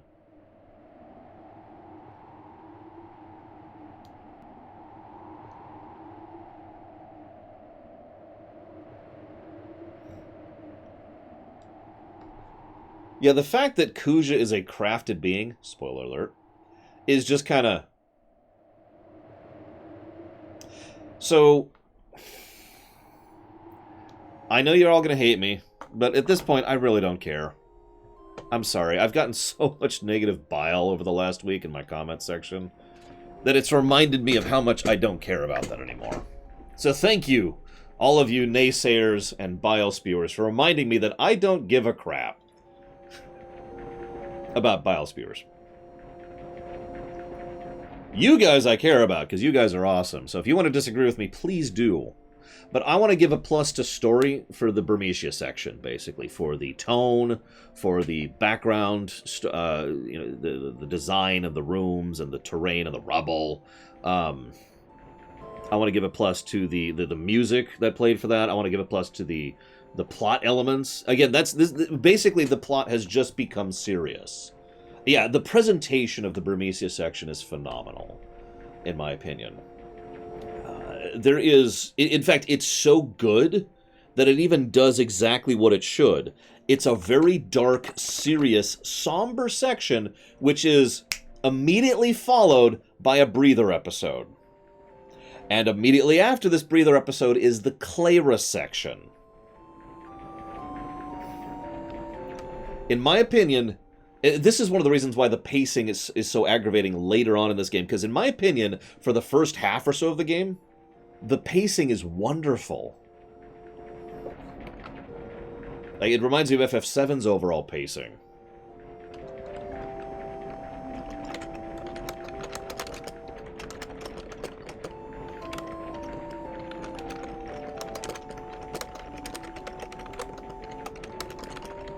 And I wanted to talk about one other thing here really quick. I'm still probably... Yeah, exactly, Meat Fist. I'm probably still going to give a negative to gameplay for Beatrix for literally cheating. I'm going to pencil that in right now. Kai Leng style. I mean, she literally pulls a Kai Leng. But, I do want to say one thing. I don't like supposed to lose fights in general, but if you're going to use supposed to lose fights, there's two places at which you should use them, in my opinion. One is when you're facing something that is so overwhelming, you really should have no chance of fighting it. Lavos. The other is to cap off a fairly dark, somber, grief-stricken section of a game, right? In short, yeah, no kidding, Dakota. In short, going through the whole Burmecian section and then having a supposed to lose fight at the end of that actually makes a degree of sense to me. I still think we could rework that a little bit to make it a little bit better, but I think you get my idea. Sorry, one moment. This is bugging the crap out of me.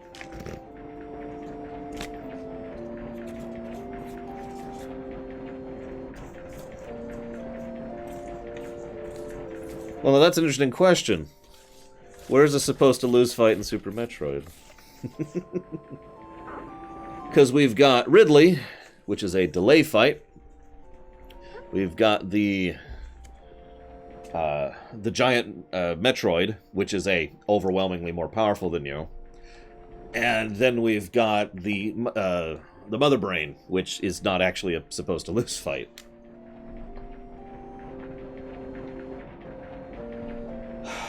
Yeah, honestly, Darth Vader... Like, I know I said Revan could beat Vader earlier, but I've actually changed my mind. I think Vader would crush Revan like a bug. I don't know, Potato. I've never been brave enough to... I'll try it. Next time I play... when we get our second Beatrix fight at the top of Clara, I will go ahead and try to kill myself and see what happens. Kill myself! Suicide! Just for YouTube there. I'm just getting that out really quick. It's like Sidicusis. Wait, that sounds bad. Thank you, Sidicusis, very much. Ever and always for the sub, sir. And if you happen to know where you want to put that one, let me know. I would agree with that, Dakota.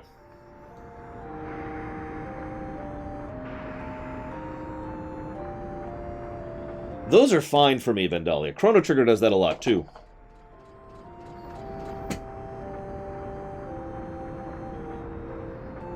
The idea of a supposed-to-lose fight, which you are supposed to lose, but you can win.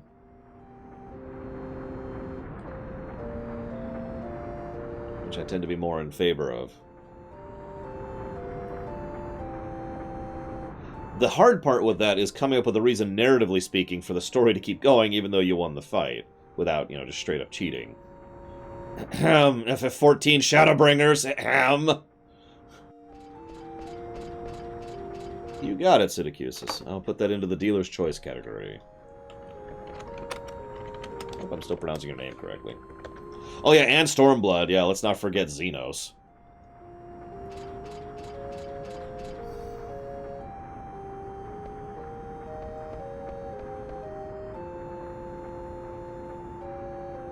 Talk to the Moogle. Got a letter for you. Oh yeah, I don't like that one at all, Geludo.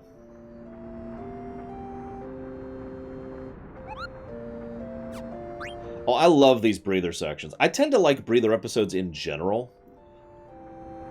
I've noticed that trend in a lot of games. It's kind of the same reason I tend to like Princess Peach sections. It's like, all right, let's vary it up a little bit, shall we?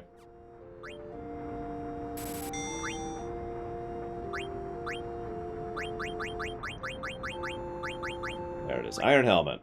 Pretty sure that's the one I want. I'm going to double check, just to be sure.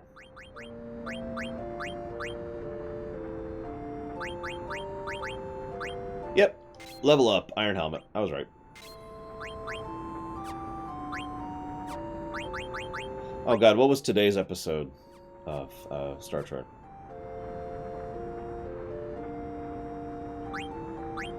Hey, Kay. I'd like to give shoutouts to Kay for making all of those awesome CGI intros we have for Voyager, TNG, and DS9, and hopefully going forward, getting some intros for TOS and Enterprise as well. Nah, I don't need to save. Screw saving. I'm gonna be arrogant.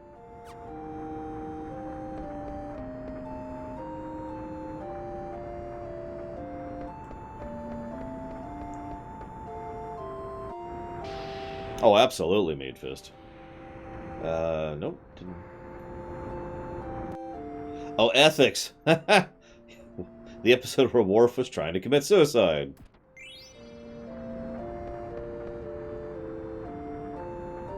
There we go.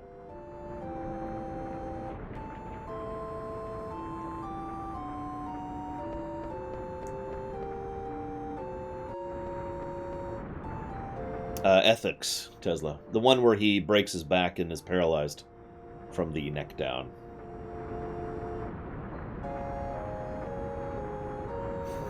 Let's eat another bunt cake. How many bunt cakes has he eaten? How big are these cakes? Like, seriously. Meanwhile, Steiner's freaking out because he sees some thieves and assumes they're up to no good. And they're like, who is he? And Marcus is the one who recognizes him, of course. You're one bad actor. By the way, this scene is voiced in its entirety. This is one of the few scenes that is 100% done at this point. Because all 4 of these characters are voiced up to this point. I voice Cinna, the Count voices Marcus, Galtori voices Garnet, and Saldir voices Steiner.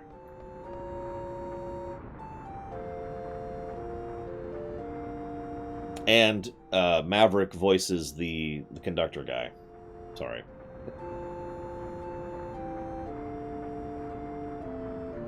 I know, right, Savacom? One of my favorite episodes of Voyager is an episode all about suicide. In Season 7 of TNG, there's an episode that's about half really good. Eye of the Beholder.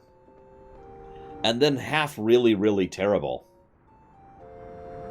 The first half is all about suicide. The second half is all about psychic projections of a telepathic person imprinting their memories in the residue left behind after a plasma explosion destroys them, but imbues, again, their memories into the bulkhead that survived the explosion.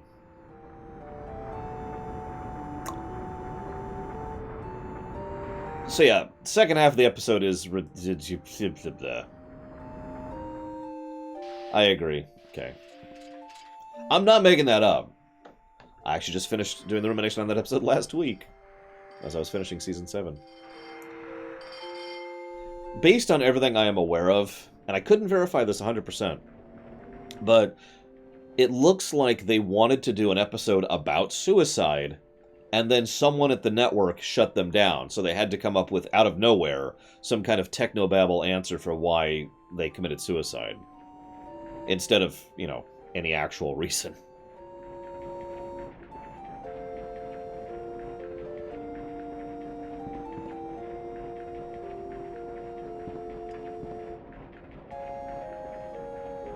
So what you're saying, Sidicusis, is you hate me horribly. Got it, I understand. It's okay, I get that a lot. Time for the hardest boss fight in the game. Actually, in all sincerity, voicing this particular version of the Black Waltz number 3 was really hard on me. I had to do several takes of this.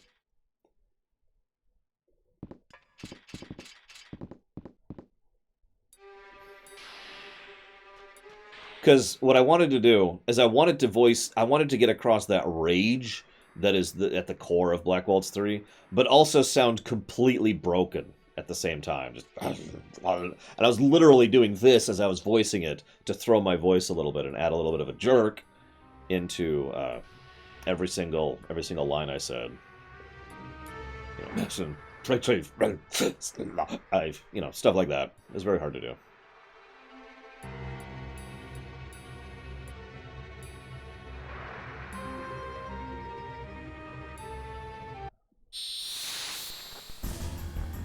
Nah, I prefer to do it in pre.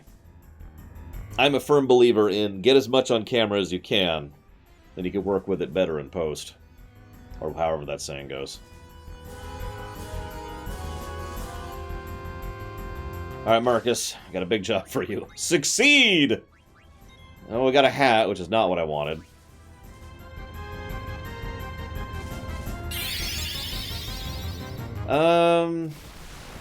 Let me finish stealing first, Cyric. Syelder can no longer live with himself.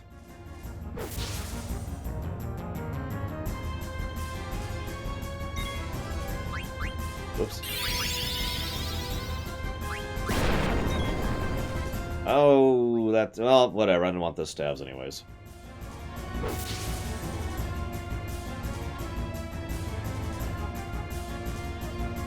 I do like this boss theme.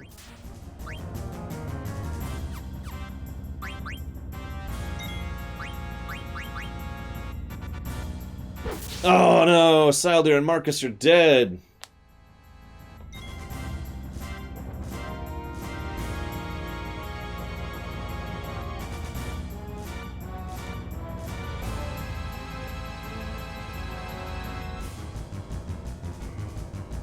It's actually even better than Rude. Takes a minute, though. You notice he is damaging himself.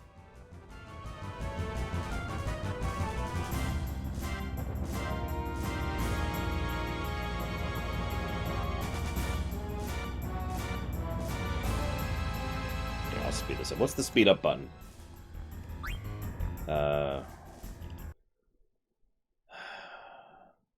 Click R? There we go. No, don't auto. Just speed up. How do you speed up?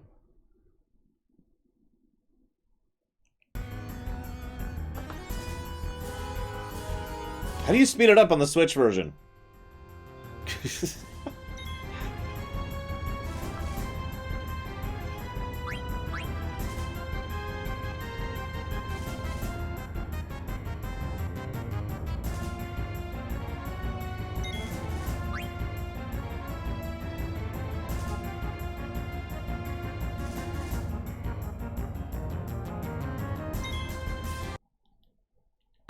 Oh, okay. Thank you. There we go. So anyways, he's dead.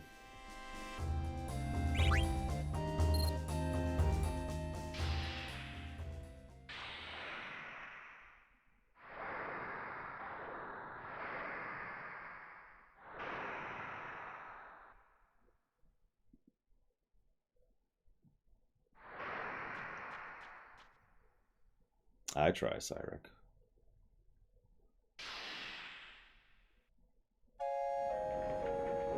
Of course, Zach Taft. It was that or kill him myself. It was the merciful thing to do. Oh, absolutely, Dakota. Just sparks and bits going flying everywhere.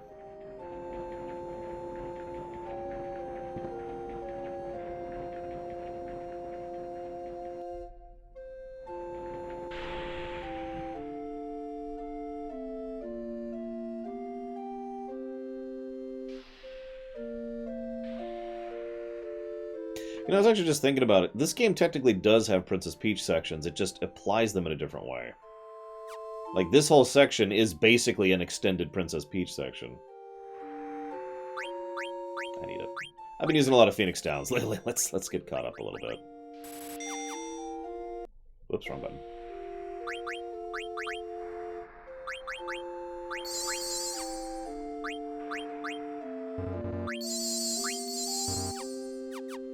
It's Princess Garnet? Who's that?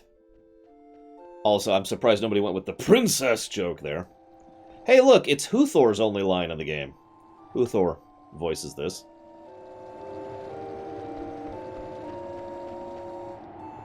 So, attention to detail. This screen right here changes after the mist goes away. They actually change the background so the mist isn't there anymore.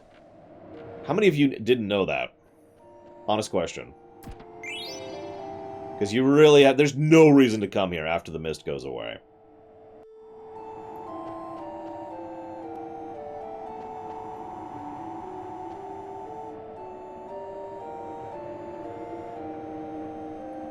Yeah, again, attention to detail is basically FF9 in a nutshell, really.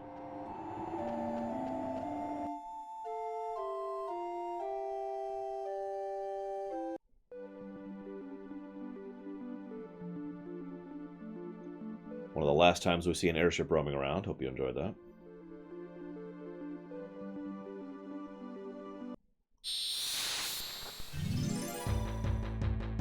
Which reason's that, Valdrix? Remind me.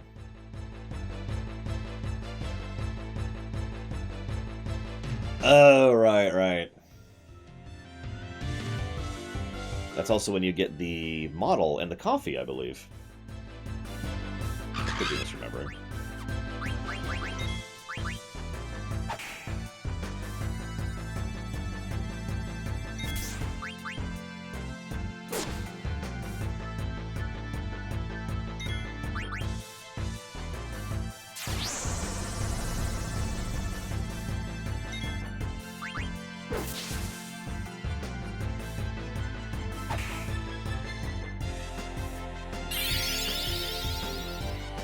I know what I'm doing, Capdoc, don't worry. I had to actually map out several sections of this game for the theater, because there's quite a few ATEs that you want to have happen in a certain order, at least for narrative purposes. I say you, I should say me. I wanted certain ATEs to happen in a certain order. I don't know what concept art I could use, Sidicusis, off the top of my head. Like, I don't run D&D anymore. And I'm terrible at explaining things anyways.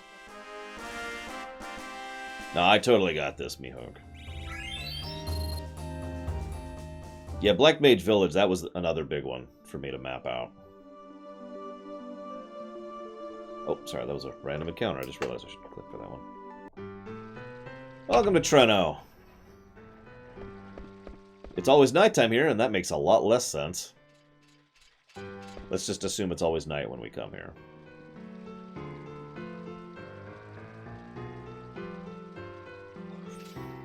I don't think so, Dream Whisperer. I mean, there's a few chests you can get, but that's about it. Yeah, it's like Gotham, exactly. Princess.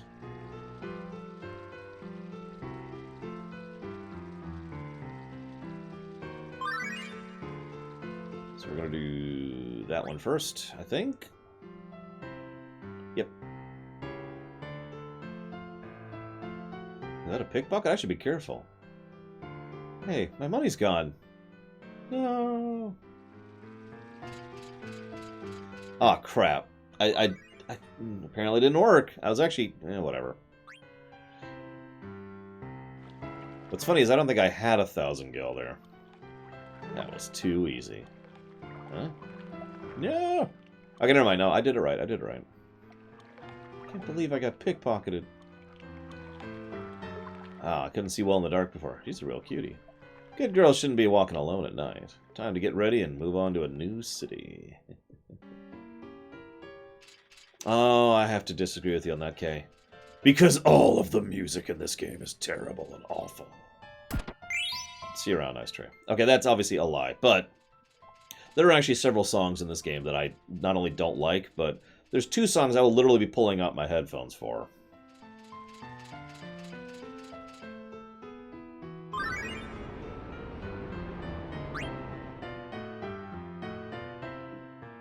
It's not a very nice city. I forget who voices the drunk there, but he did a really good job of it.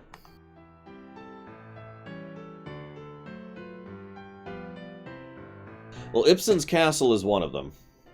I've talked about that plenty. Ibsen's Castle literally hurts my ears. Hi, Snufflegrunt.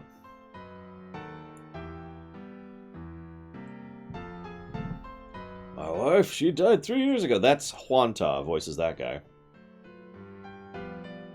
And yeah, Oiver is the other one.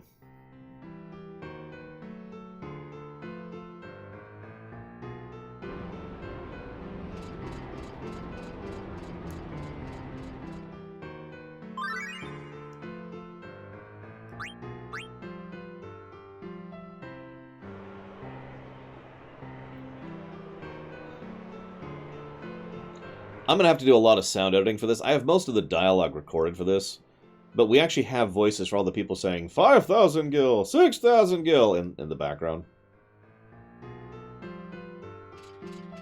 So I'm going to have to make that, you know, audible, basically.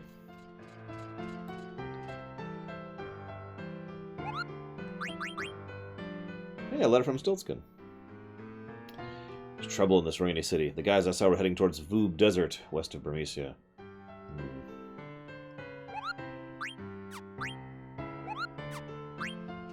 Still not saving. Living on the edge.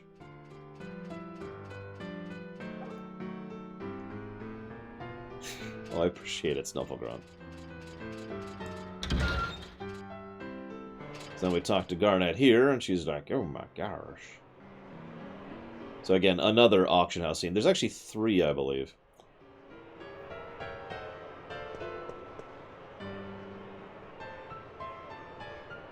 I just heard 2,400 gil.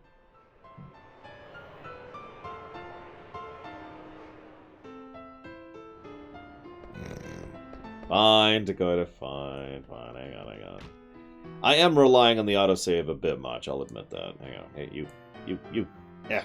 See, okay, I'm gonna go ahead and admit something. I'm actually debating putting this into an aggregate negative to gameplay. I don't like saving in FF9. You know why? I want to save. Okay, so here's how we save. Talk. Oh, hang on. Track down. That doesn't count. For God's sakes. Talk. Save. Animation. Load. Yes.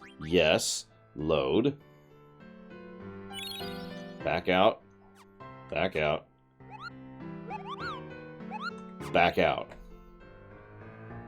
I actively dislike saving in FF9 because it's just such a process. It reminds me of some of the worst Dragon Quest games where it's something like 8 button presses to save in like Dragon Quest VIII, for example. But now that we have Garnet in the... Oh, right, you can't do it. Alright, whatever, sure. So this is a griffin, which is actually an outer world monster, which makes sense because these are kept here by the Knight family, which is actually the family Kuja has infiltrated.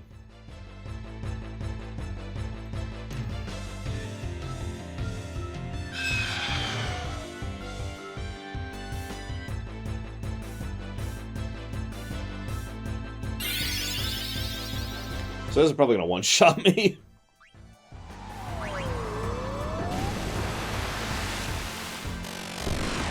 Yep.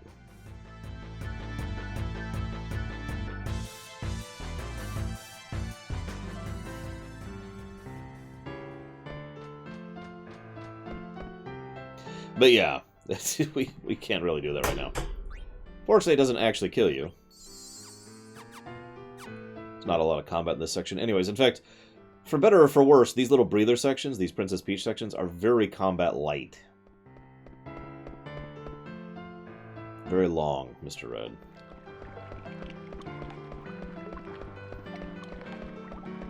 Steiner, go beat up that bird for me.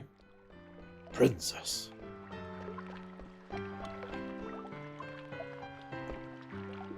So there's the Stelazio thing, which I'm not doing. That's up to you guys, Tesla, not me. Money talks, etc. Where am I at in the game right now? Okay. Is that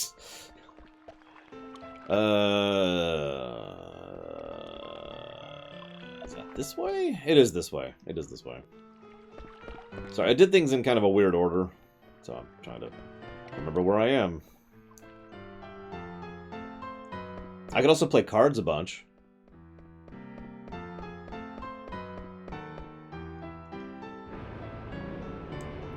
One of my biggest regrets with the theater is the mandatory card section. I was struggling so hard with making it actually look interesting, and I'm pretty sure I failed.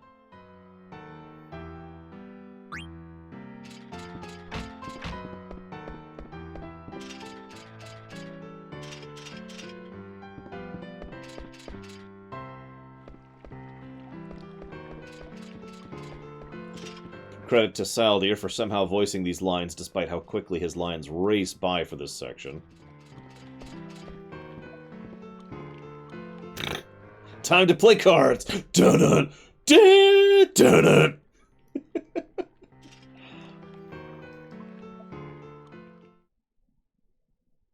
This is actually one of my... Oh, not this one, sorry. The scene immediately after this is actually one of my favorite little scenes in the game.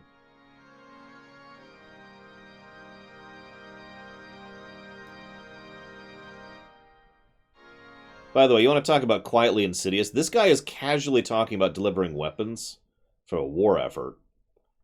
And when Kuja mentions there was a woman in the thing, the guy says, "Should I arrange a meeting?" Very quietly insidious there.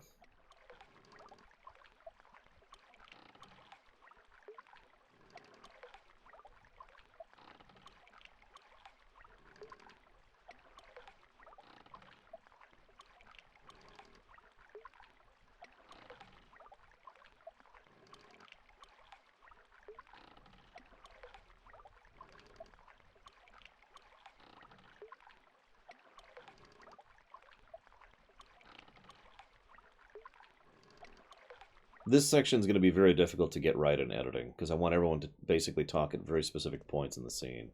It's a good scene, though. It's a great scene for Steiner and his self-reflection.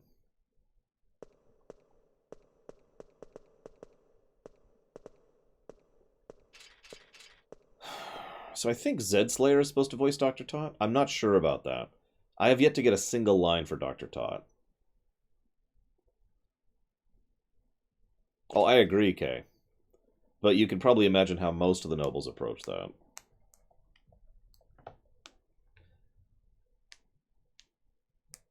Either way, hopefully... What? I broke it! Is it still going? Oh, for God's sakes. No, I don't think it's crashed. Hang on.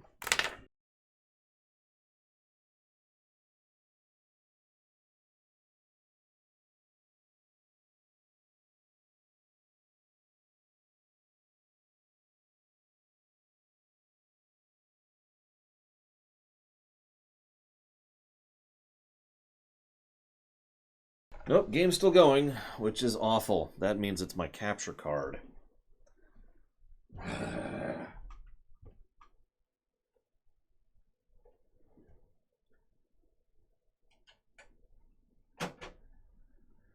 I would literally rather that the game froze there and I have to redo a section than my capture card has issues.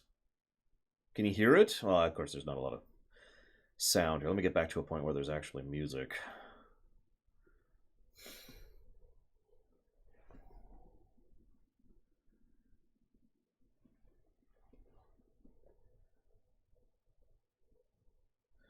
which should be here.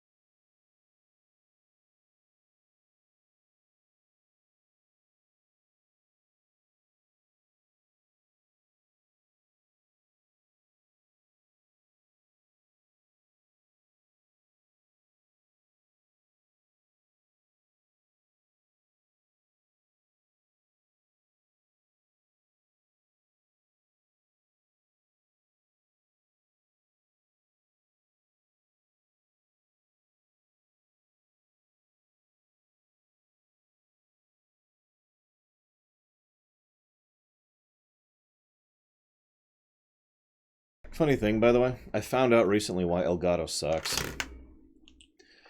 you know that Elgato is run by 5 guys in Germany up until about last year? No joke. Fun fact for those of you not aware of my issues with that, I have had 100% fail rate with Elgato devices. There we go.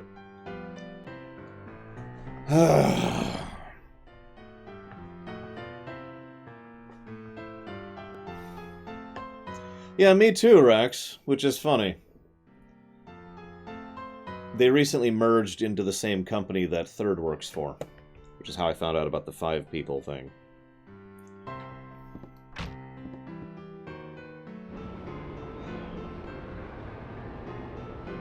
What am I doing?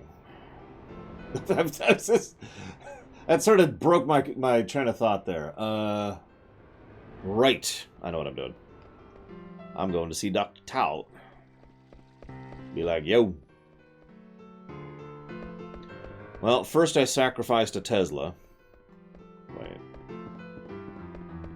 But yeah, in all sincerity, I do not recommend people pick up Elgato.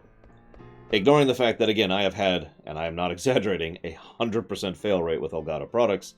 There's also what I just mentioned. Now, give it another year or two. So they just merged in with, I forget the name of the company, and Corsair, which anybody who's done any custom build stuff with computers probably knows the company Corsair. So it's entirely possible that they will start being good soon, in a year or two. But I would not recommend them right now.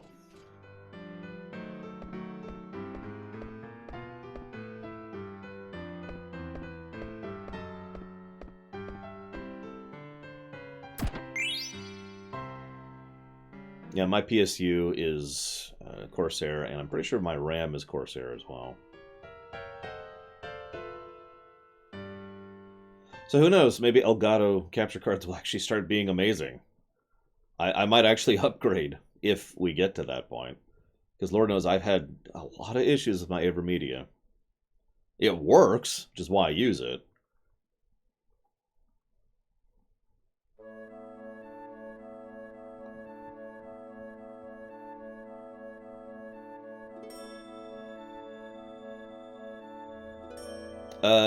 My CPU is a Ryzen. I forget which one. And my GPU is an NVIDIA. I believe it's a GTX 1080i, I want to say. Something like that.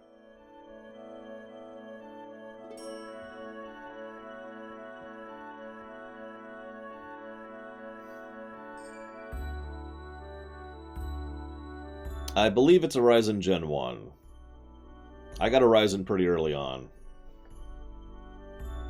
tend to agree, okay. Hey, Platty's playing Civ 6. Platty, thank you for playing a real video game. I appreciate it.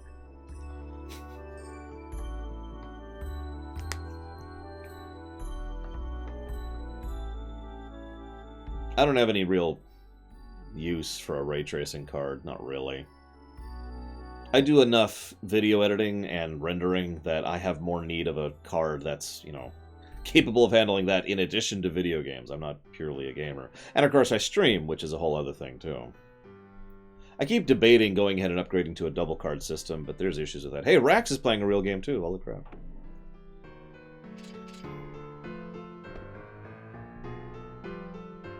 Oh, that would be horrible, Tesla.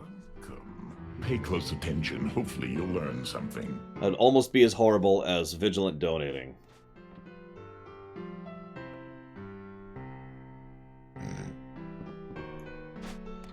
I know, they made a model of Child Garnett for, I think, 3 scenes. Oh, hang on. Really quick. Let me make sure I don't have any...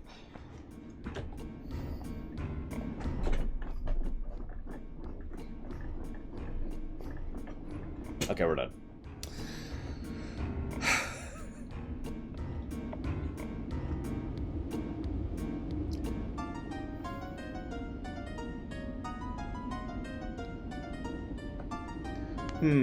Worst aesthetic for me? 70s. Honestly. 70s or 80s, like whatever the really light pastel thing is. Actually, is that 80s? I don't actually remember. But you know what I'm talking about with the light pastel thing, right? Really don't care for that. Anyways, so... This tower looks new, yeah. Mr. Bishop. Oh yeah, by the way, very minor bit of world building. All of the nobles, the major noble families of Treno, are all named after chess pieces. The 2 ones we really encounter substantially are Bishop and Knight. Knight being the one Kuja infiltrated, and Bishop being the one that's supporting... Tot. Dr. Tot. Couldn't think of his name.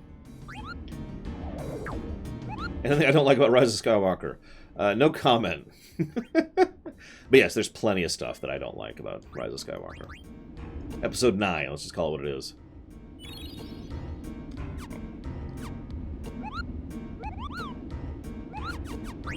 I never remember which order to do these in.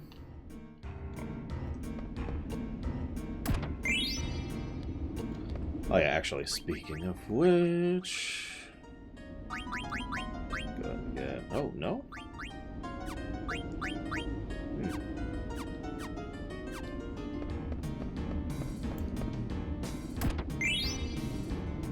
I think I'm doing these in the wrong order. Yeah, I'm pretty sure I am. Oh! That's rare. No, I tend to call them by episodes.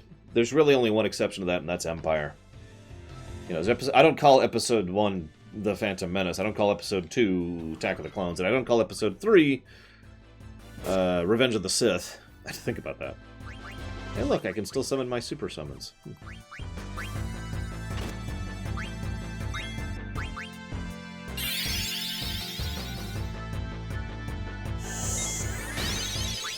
I tried, Tesla.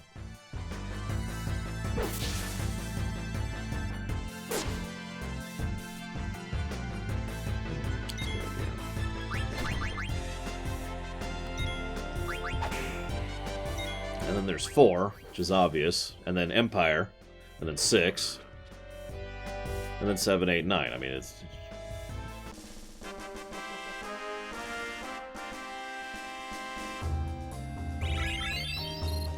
You'll notice, by the way, we're about 4 levels lower than the other party, which makes sense. As I said, this is basically a non-combat section. However, like a properly designed RPG, all of the encounters and bosses for this side of things are sufficiently low that, you know, we're not completely underpowered the whole time.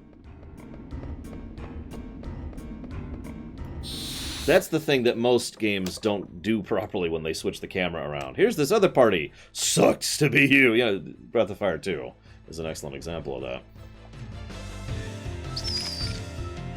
Oh man, it's great, isn't it, Rax? God, I love Bloodstained so much.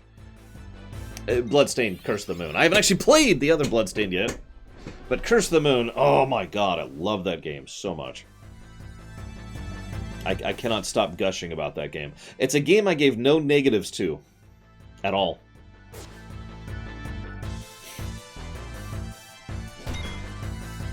Just,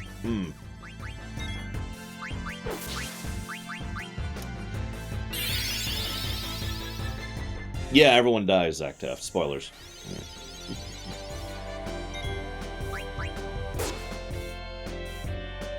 I actually 100%ed Bloodstained on the Switch. I mean, if it makes you feel any better, Kay, I thought Metroid Prime and Super Mario RPG would be terrible games. I haven't played Castlevania 4 in a long time. I hope to do a review of it sometime to really see how it is from a modern perspective. Hey, Garnet's dead. That's actually pretty bad. Huh. Well, what's for supper?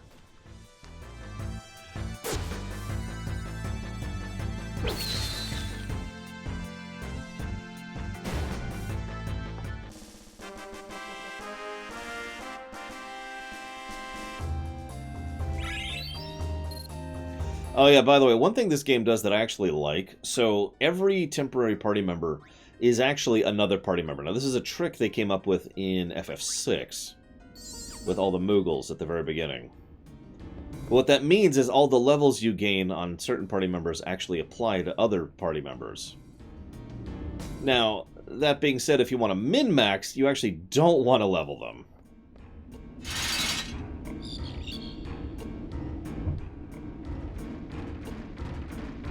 But it is a nice little thing to make sure that those levels are not, wasted from a long-term perspective.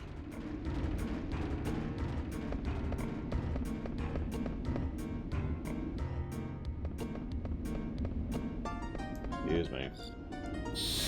Wow, I am surprised at this encounter rate. I really am.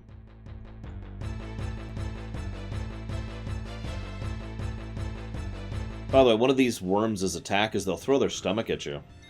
Just to add to that.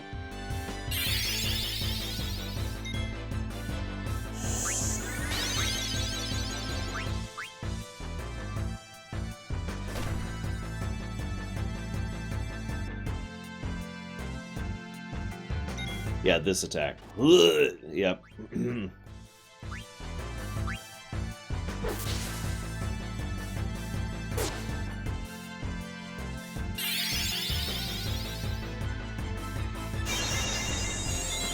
It's okay, I'm sure there's no big worm creatures down here, Tesla. We're fine. We'll be cool. We'll be cool.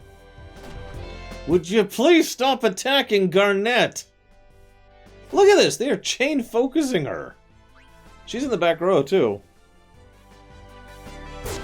God.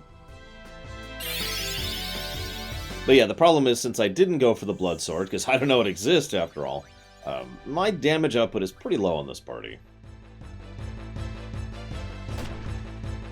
Yeah, the AI's like, we must kill the healer. With our stomachs! Blech. God, that's gross. This really is Dark Souls, holy crap. I was watching a speedrun of Dark Souls 1 recently, and I was being reminded of exactly how... That game is probably one of the least gross of the Dark Souls games, including Bloodborne. Like, there's not that much really horrible in Dark Souls 1.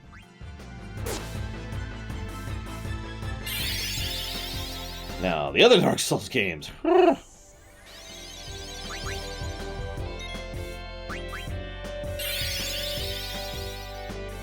Well, good, Zaktav.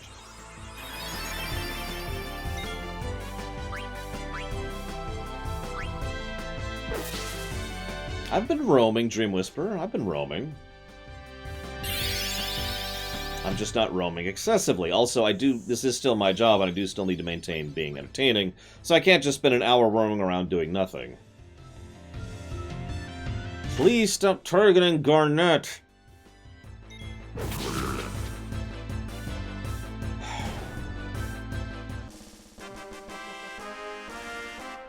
Yeah, but Dark Souls 1 wasn't as gross as 2 or 3, in my opinion. Yeah, Pokemon's different. Everyone likes Pokemon. Except for Max Time.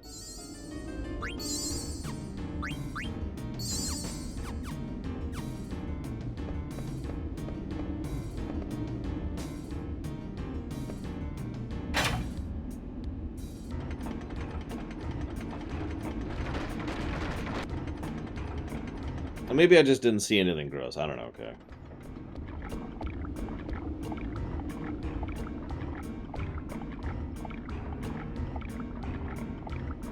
Dr. Todd's like, hey, use your brain. Siler's like, Signer's like, okay. I'll use my brain.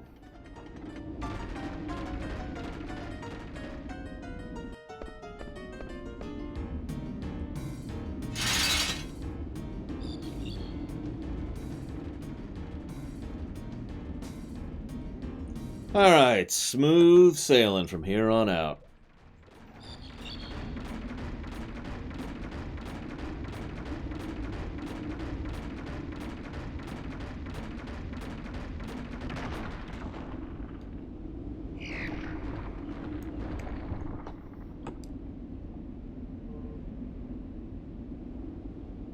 For God's sakes.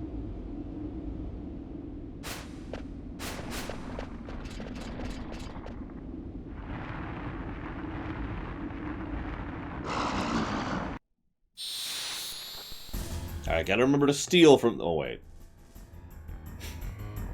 Actually, I guess I can steal from this one. Yes, that's a giant bug. We're not riding the bug, though. We're riding a tram, like a little cart, that's dangling from the bottom of the bug. Because... Don't ask questions.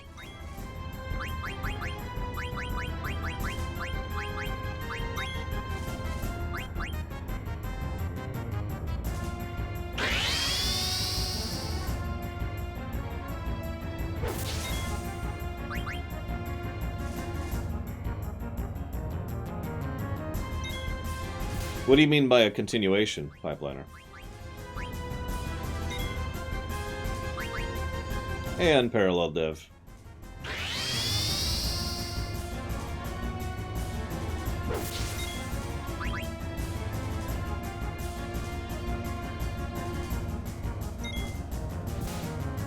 Again, this isn't much of a boss fight, just like the last boss fight. I'm just gonna steal until it dies, or runs, actually. Please don't slow Marcus. Okay, he didn't. Whew.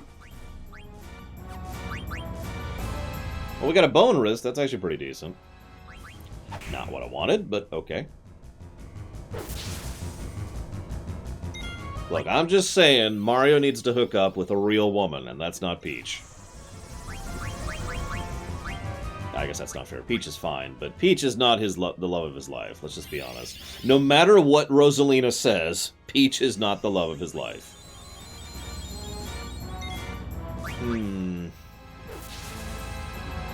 Honestly, flip a coin, Pipeliner. I'm fine with either. Yeah, no, it's Pauline, guys. Let's just be honest. Even the song in Mario Odyssey is about Pauline and Mario being, you know, a couple. You know, the song in Odyssey. I'm not making that up. I'll be your one-up girl. That's sung by Pauline. And that's... Okay, we're gonna stop trying to steal.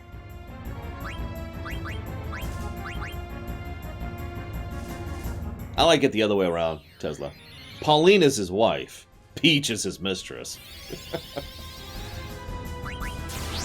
God damn it, I just rezzed him.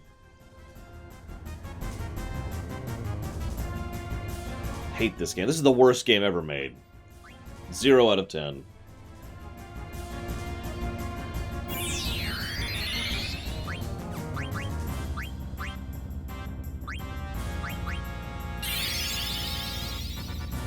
Look, I'm just saying that I'm about to TKP.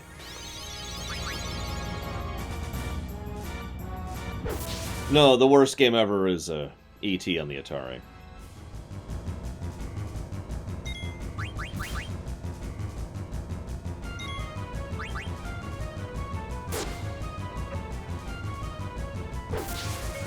Nope, comma. Going through 9 right now, period. And then I have to finish 6, comma.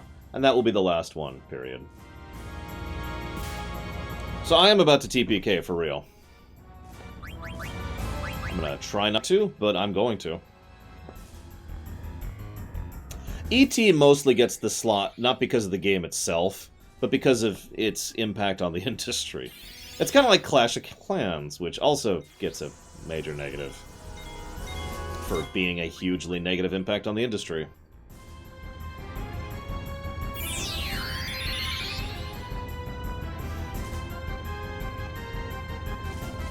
I hate this freaking game. Oh my god, it missed. Holy crap.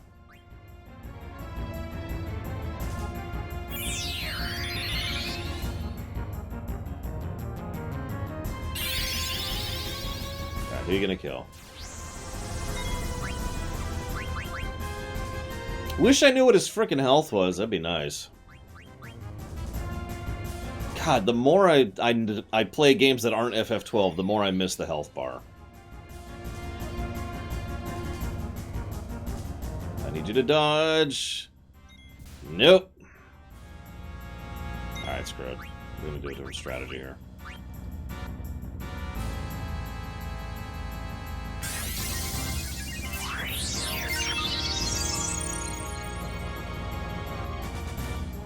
Thankfully, he's at least not slowed anymore, but he is about to be poisoned. So that's lovely. I'm gonna try one more attempt to get someone else up.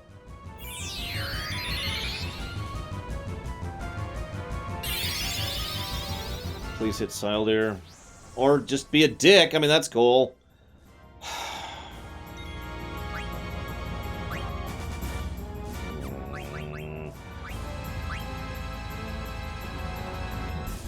So this is why I said this specific port will probably get a negative. For encounter rates, technically.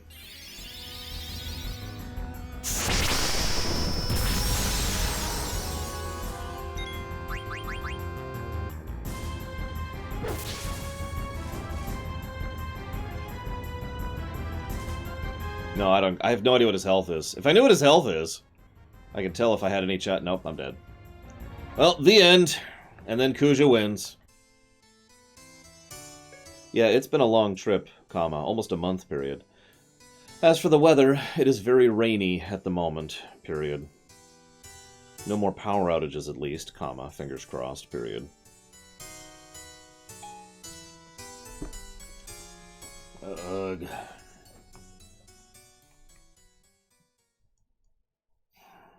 See, the problem, for those of you not aware, is the FF9 already has a low encounter rate, which is good. However, in this port, and this is not the only port that does this, they massively lowered the encounter rate even further, but they did not increase the amount of experience gain or AP gain or anything from encounters. So, basically, a game that's otherwise reasonably well balanced has you being basically under the curve constantly. And I knew this walking in, that this was probably going to be a negative. And it probably will be a negative. Because, if nothing else, that's bad port at that point.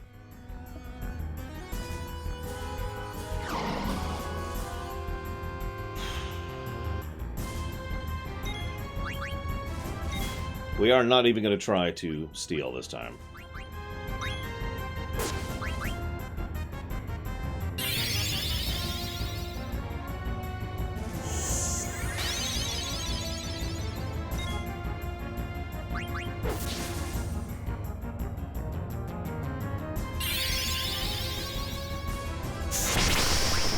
A good time to mention that poison is as broken as regen in FF9 because it ticks in real time and everything takes forever to do.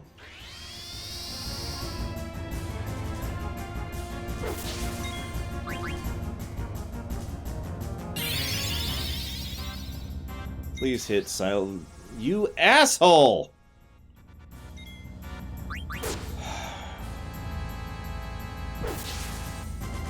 Damn it.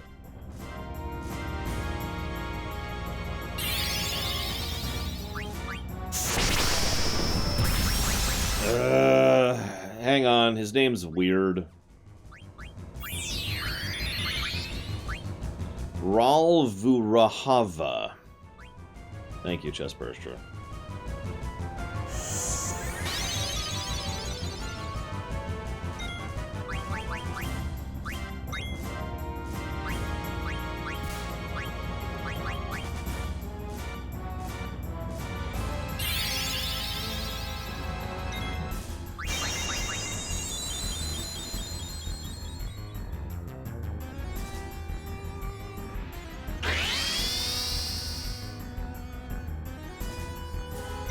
Oh, I agree, Cashel.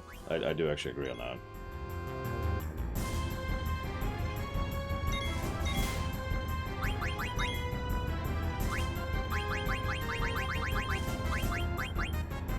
We'll get rid of... Yep, that's what I thought. Just making sure.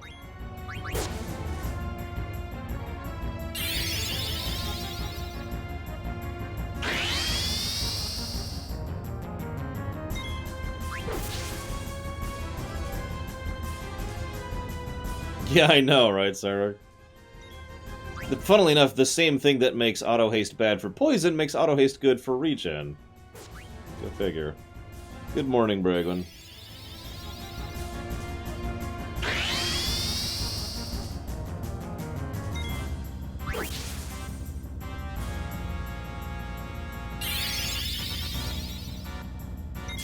Please, thank you. I was gonna say, don't target her, you jackass.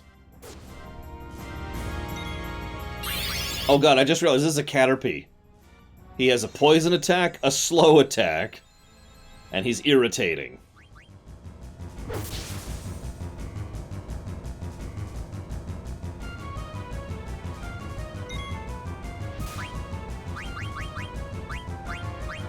Or a Weedle, yeah.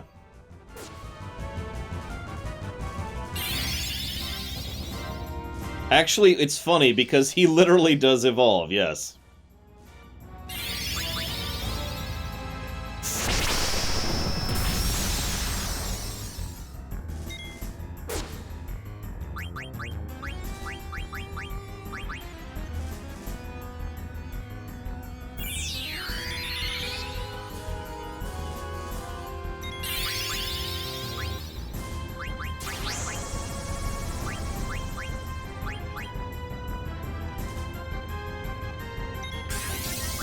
Nobody likes Ekans. Don't be ridiculous.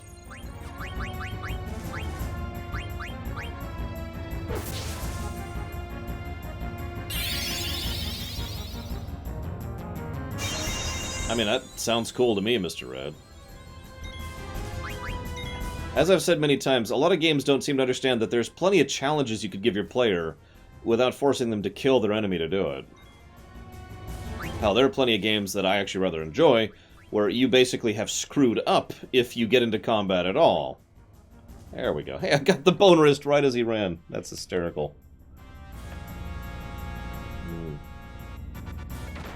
You should get something nice to drink or eat, too! Exclamation mark.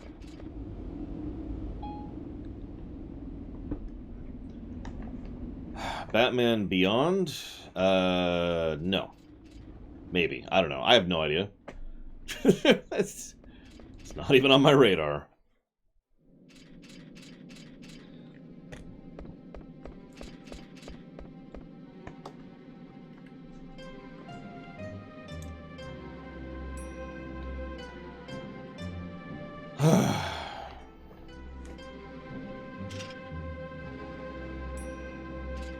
So, time to be stupid.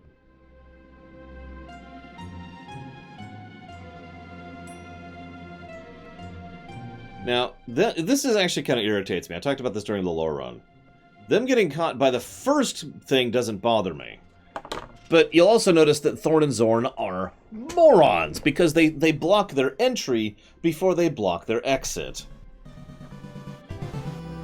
Then they have a time to argue, then they get trapped. Also, those, I'm sorry, I could climb those fences. There's a grid, It's really... They're basically ladders. Thank you very much, Snufflegrunt. Much obliged and appreciate the sub. Thank you. And if you happen to know where you want to put that, as far as increasing interest or priority in a future stream, let me know. Now, I suppose you'd be like, aha, it makes perfect sense that they wouldn't be expecting anything bad here, but that's really dumb and stupid.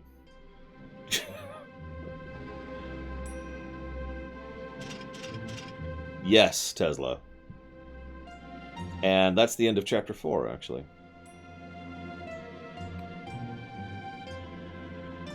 There we go. Okay. Meanwhile, it's time to go to Clara. Snufflegrunt. GTA HD Loran. You got it.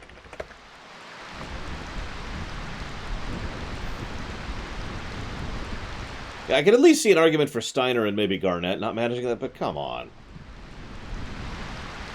Alright, so it's time to go to Clara. The best part of the game?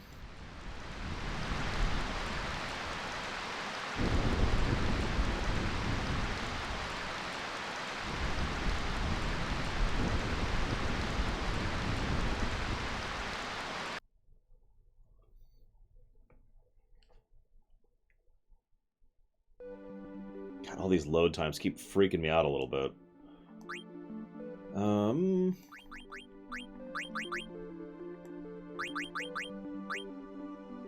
Really? Zug Zug. Damn it, Cord. You're not in this scene.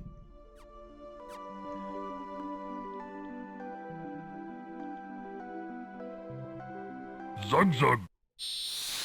I don't even have the jar up right now. Oh yeah, that's what I got. I got the bone wrist. Yeah, you've seen Attack of the Clones. This is a little bit different. Kind of a similar problem. Highest tier party members besides 13?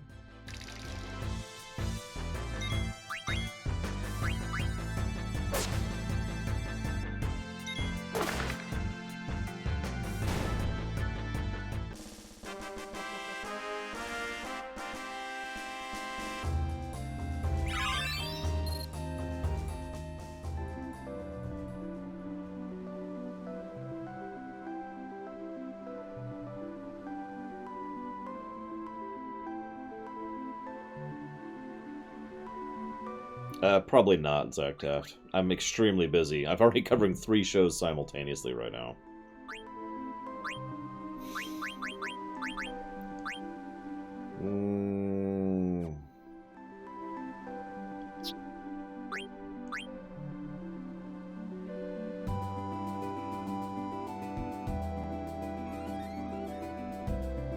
Hey, Captain Vice. What's up? Thank you very, very much for the sub. Very much obliged and appreciate. Do you happen to know where you'd like to put that? As far as increasing interest or priority in a future stream? I haven't messed with this in so long, I just realized. I have nothing equipped right now.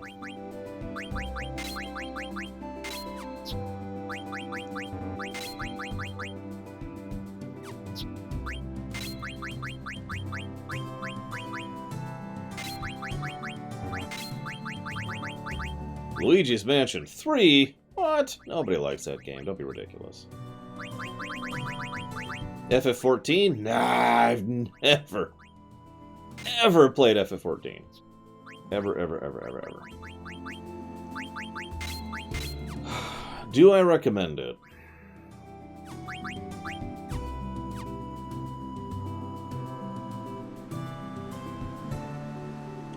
That's a little trickier. Let me write down that Luigi's Mansion thing really quick and say thank you properly. Thank you again very much, Captain Vice. See you around, Plenty. Enjoy the lunch. Benefit to keeping stuff you've already learned. Yes and no. The biggest benefit to keeping old stuff is to turn it into new stuff with the pseudo crafting system. But past that, not really. But yes, I have played FF14. I even did a full premiere run of Shadowbringers. Whether I would recommend the game or not is very tricky. If you want my opinion, I would say it has a variable quality story. But overall, I'd say definitely, a good story. I really don't like playing it, and it's very co-op hostile. It's basically not designed to be played with a friend. It's designed to be played by yourself. And I think the combat's slow and non-responsive and just kind of disinteresting in general, personally. But it does have the advantage of having decent boss mechanics for a lot of the dungeons and raids, so that's neat.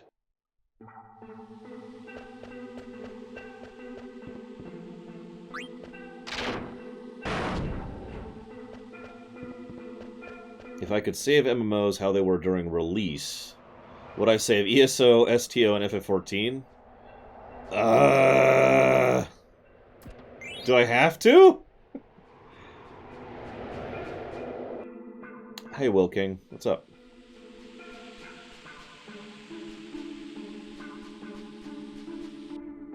I mean, sure, okay, why not? For historic preservation purposes, done, sure. I will never actually reach out to do so, of my own volition, but sure, why not? Well, I mean, some people enjoy the combat in 14. Like, for example, Valvedrix, who is obviously not here at the moment. Or else she probably would have spoken up about that. Or Rax, who's really big in the combat of 14. Both of them would speak very positively about 14's combat, I imagine. I would not. I will admit 14 has improved slightly ever since I got a better internet connection, but the fact that I need a better internet connection because of the way they do the netcode of the game is not great. Basically, I could summarize most of my problems with FF14 by saying that it is a very old game that they are Frankensteining into a new game.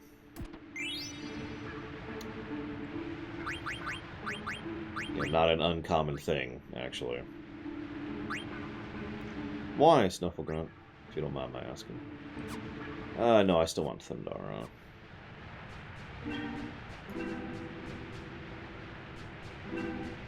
I mean, it's not necessarily true, Zactaf, but sure.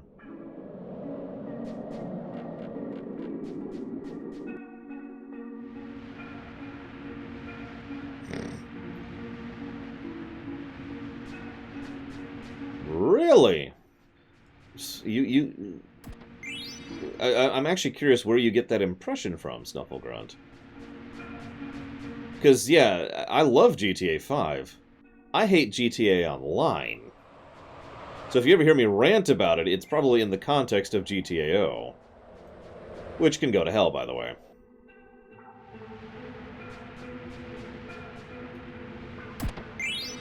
Well, every adversary has a weak spot in video game logic. Because, they kind of have to. But in real life, there are plenty of things that just don't have weak spots, because they're properly designed, or, made in such a manner. Someone in chat said something about Tor having decent combat. Actually, funnily enough, I agree. But I don't think Tor has good gameplay. Whoop, I missed a chest. Missed a chest.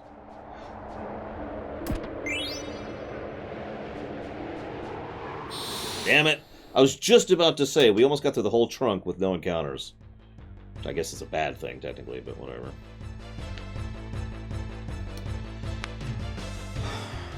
I deliberately ignored the other two. Just screw 'em. But anyway, so... yeah, Tor... Oh my god. What in the world is going on here? Tor, like I said, actually has decent enough combat. Certainly better than KOTOR's. But I really dislike the level layout, the zoning layout, the enemy distribution, the loot distribution, the power progression curve, the reliance on certain things when it comes to the quests, the elite quest design. Basically, almost every aspect of the gameplay of Tor is not something I'm in favor of, especially now that they've basically gotten rid of customization in your build.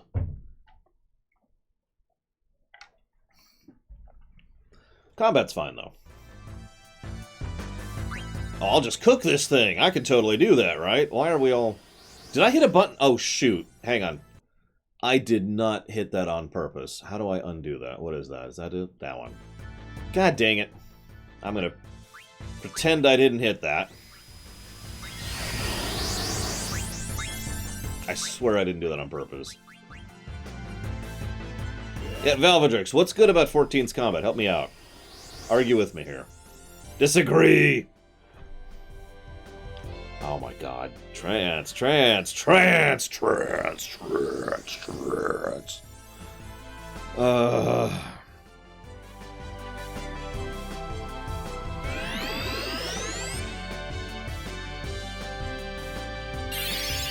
this cheat sucks. That I didn't do on purpose, so it doesn't count as cheating for the flag.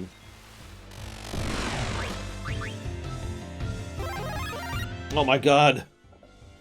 It's Von Falkenstein. Run! Or just tell me what you want to put it towards. Either way, thank you very, very much, Von Falkenstein.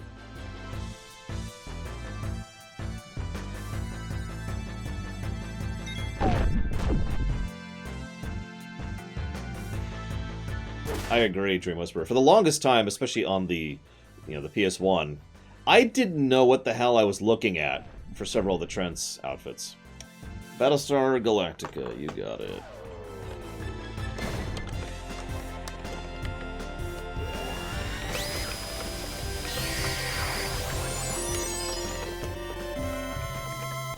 And thank you very, very much, Ben Smack. Very much appreciate the sub as always, sir. If you happen to know where you want to put that one, let me know.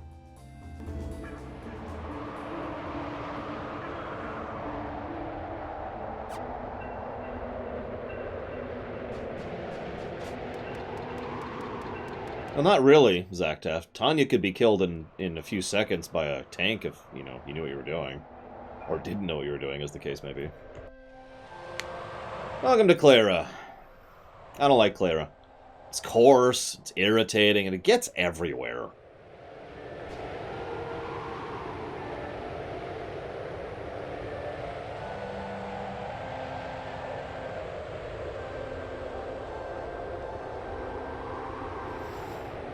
I've been waiting so long to make that joke. For real, though, think about this for a second. This is a place that has a non-stop, magically maintained sandstorm around a sand. Sand. Like, there's literally flowing sand through this place. Can you picture how much sand has got to be everywhere in this frickin' place?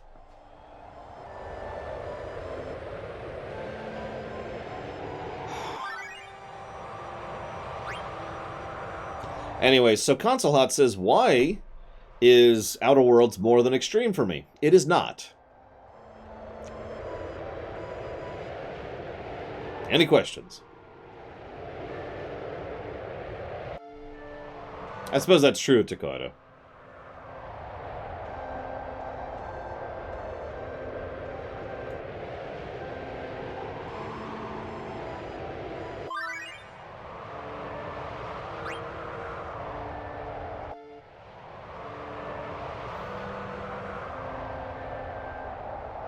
Because I don't decide on my interest levels, Sarek.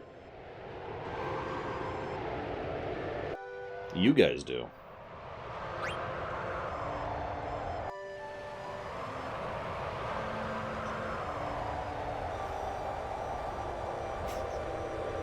The color indicates how many people have shown interest in something, regardless of money put towards. That's one of the reasons why you'll see some things that don't have a lot of money put towards them that are purple or red, because a lot of people have donated $1 or $2 towards a run. It's also why you'll see several ones that have tons of money that are blue, because 1 or 2 people have funded them.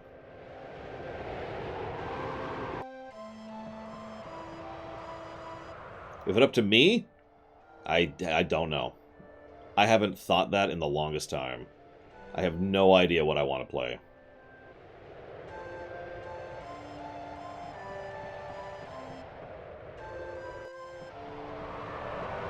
I suppose that's true. There is my, dealer's choice, but usually I use dealer's choice to put money specifically towards stuff that's either been on the docket for a long time, so I want it, off the docket, or things that I want to, just increase interest in general. I mean, there are games I'm interested in playing, Shovel Knight, but past that, that's mostly what I use it for. Yeah, Deltarune has gotten to the point where it's not blue, I think. Which is funny for a game we don't even have a release date for. Meanwhile, here's Cloud of the Stars again. And Shadow Machine, who's also in this game, although we're not going to see him for, like, hours at this point. He plays Z-Bolt. Last time!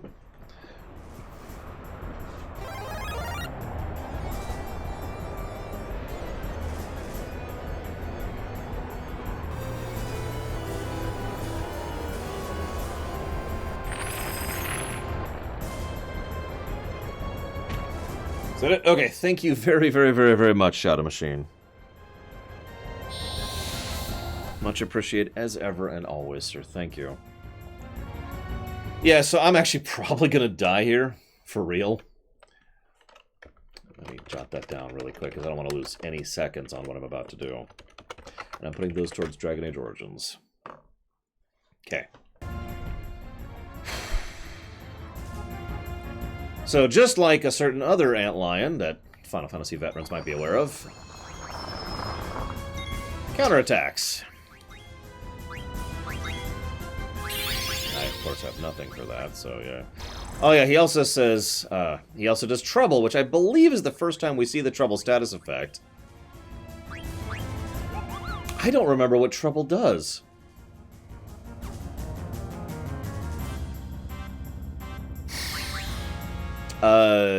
You got it, Cord. Give me just a second.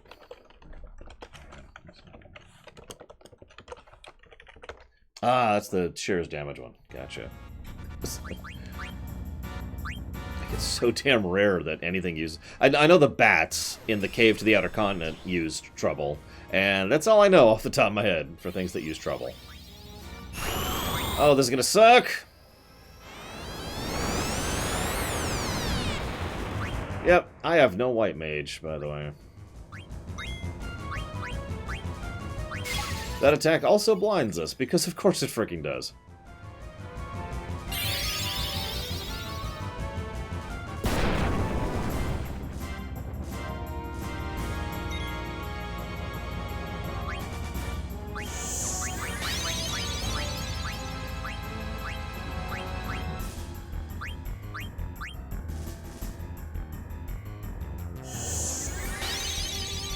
Hey, humanization.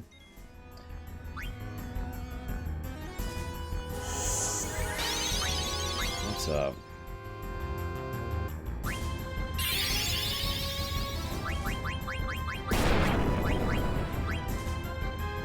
See you around, Cord. Hopefully.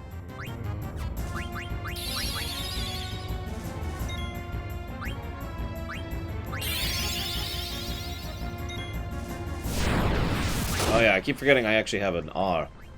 I'll be using that.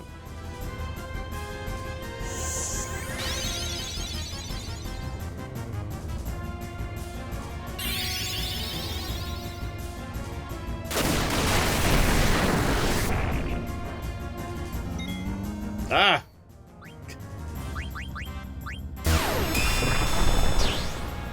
Thank you very much, Humanization. I very much appreciate, as ever and always. Thank you. And, if you know where you want to put that one, let me know.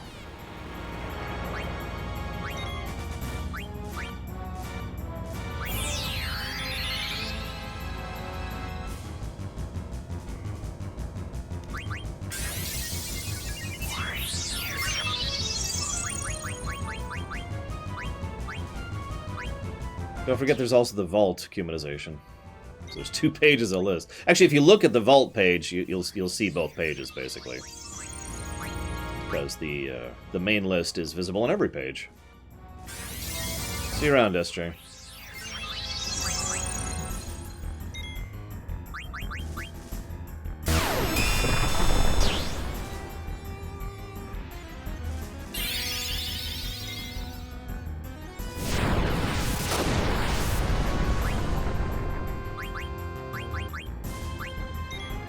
Don't put it towards Quest 64. I mean, you can. I allow that. For some reason.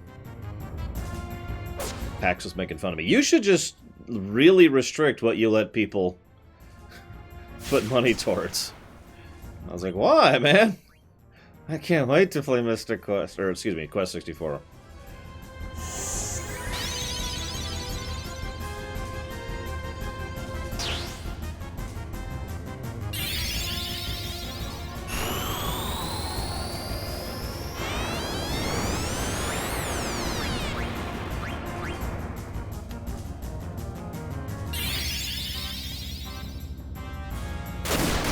God, I'm just waiting for someone to donate for that Dawn. Just waiting for it. And we're done. We did it. Whew.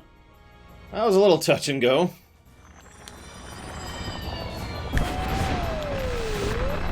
Funnily enough, I can't either, Savacon, but we'll get there. Next thing I'm going to be focusing on is older stuff. Stuff that's been on the list for too long. Stuff like Starlink, Shadow of the Tomb Raider, Banjo-Kazooie, RimWorld, Bloodstained, Sexy Brutal, Crash Bandicoot, Battlefleet Gothic 2, Mario Maker 2, Thronebreaker, Spellforce 3, Duskers, Smash, and Link's Awakening. Anyway, so that's Puck. He's alive. Yay! DBZ Kakarot. You got it.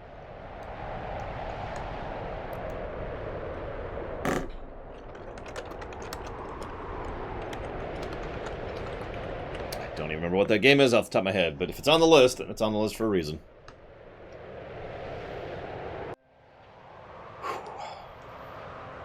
Yeah, it's not quite to like FF10 levels of being able to, you know, maneuver around tactically, but you could tell they were starting to think in that direction in FF9. There's some bosses that I'm probably just gonna have to level for.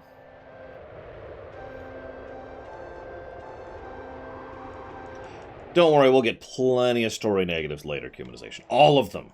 All of them. This is going to be our biggest story negative FF ever. Even more so than FF 3? What was our most story negatives for an FF?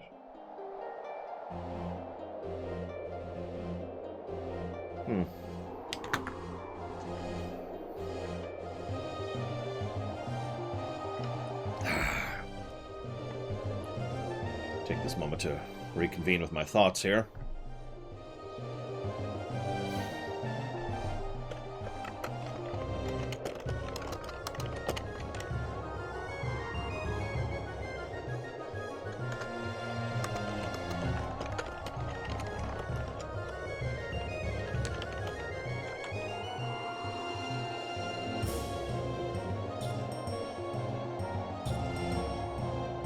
Oh, welcome. Pay close attention. Hopefully you'll learn something.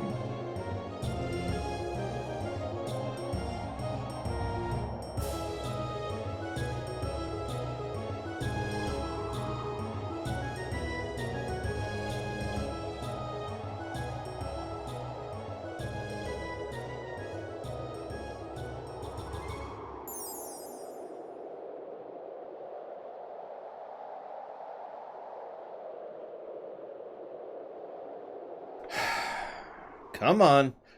I've just been sitting here waiting for... There we go. Snufflegrunt donated. Jeez Louise. I was just sitting here waiting for it to update. Thank you very, very much, Snufflegrunt. Very much appreciated as always. Thank you, sir. I was actually wondering if anyone would ever donate to that one. I imagine most people didn't even see that. I'm glad you liked the Half-Life stream. It's the one I think I got the most overall negative comments on as far as lore runs go. So I'm glad someone liked it. The game never explicitly explains why this happens, by the way. Just pointing that out.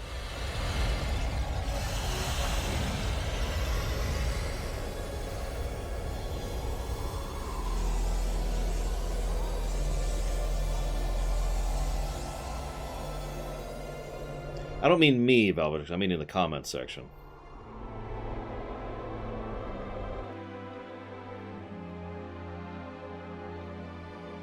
So yeah, Sandstorm stopped. Thank God. I was starting to just give me just a little bit of a negative, or a headache there. Just a bit of one. What is going on with my internet?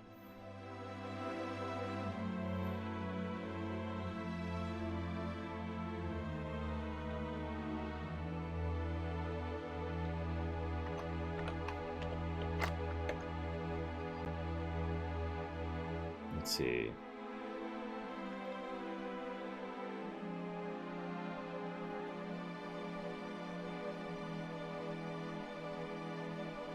Let's see. We've got Just Play the Damn Game, freaking pausing every 5 minutes to talk endlessly. That's a comment on the Half-Life thing. Damn, you really suck at platforming.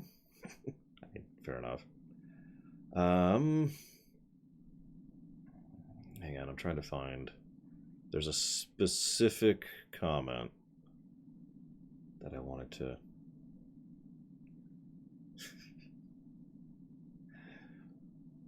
I like this. Over an hour into the Half-Life lore run, I'm very confused. I clicked on this as it was labeled Half-Life lore, but so far it's more focused on game design.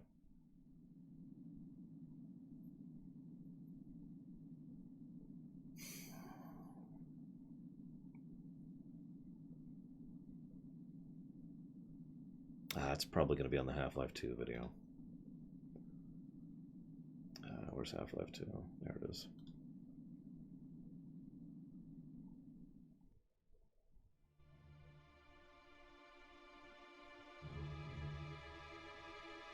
There it is. Found it. Shallow analysis of core Half-Life 2 themes. Someone who may have had a relatively vague understanding of Half-Life 2 may find value in this lore run.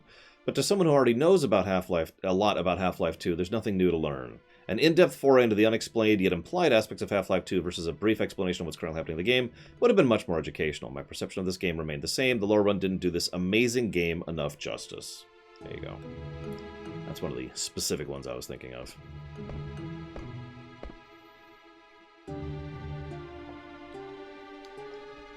Meanwhile, things are getting really...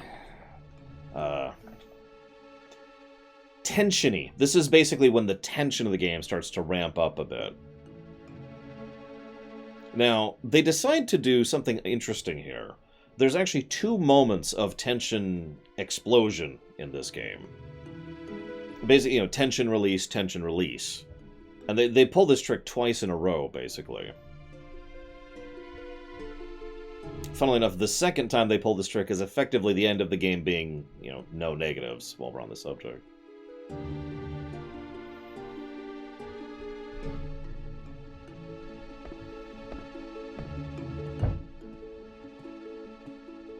This is the very final time Garnet tries to reach out to Braun. I had some very particular direction for Braun for this scene. Bragwin does Braun. Design runner. Actually, funny thought, the name itself already implies game design, although I'll admit probably doesn't for most people, which is fine. Lore, runner, lore, game design. That's pretty much always been the intent there, ever since someone else first suggested the name to me. I was like, oh, that works perfectly, because that way it's the story and the gameplay side of the game.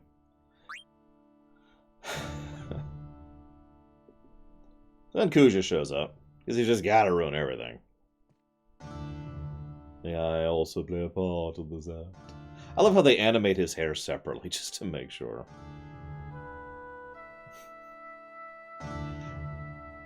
Admittedly, if I ever do a review of Doom, please don't do that, I will have to talk about level design, because I have no good memories of Doom's level design. So we'll have to see what it's like, you know, in action, so to speak.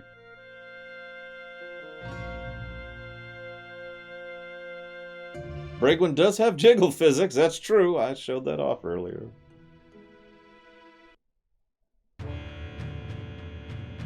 Yeah, enemy distribution, level design, key distribution, flow. There's a lot of flow when it comes to Doom's design, that kind of stuff. But again, we'll have to see going back through it, because again, I don't have good memories of it. So, we'll see. If it makes you feel any better, Cumanization, the first Doom game I really liked was Doom 4. Up until then, it was like, eh.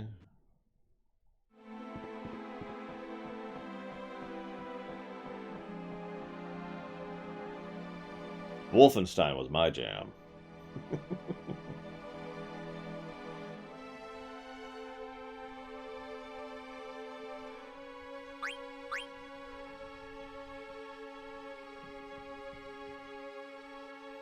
Good afternoon, Nothrazam. Really? Dream Whisperer? That's amusing. And now we play as Freya for an extremely brief period of game time.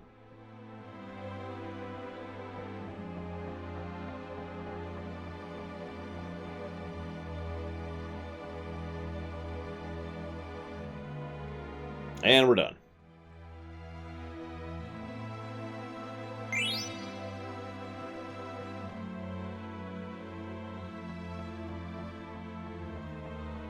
I believe so. Ah, damn. I thought there was another item up here. Whatever. That's true. Even Mario Odyssey had jiggle physics. That's true. Oh, I know, Slifer. And you're right. I've done it too. I've also done it cheating. Whoops. Well, Wolfenstein 3D has what I would probably call bad, like actually bad level design. But I enjoyed the overall approach to the game more than Doom. I admit at least part of that might be just me being blech by Doom. I don't know.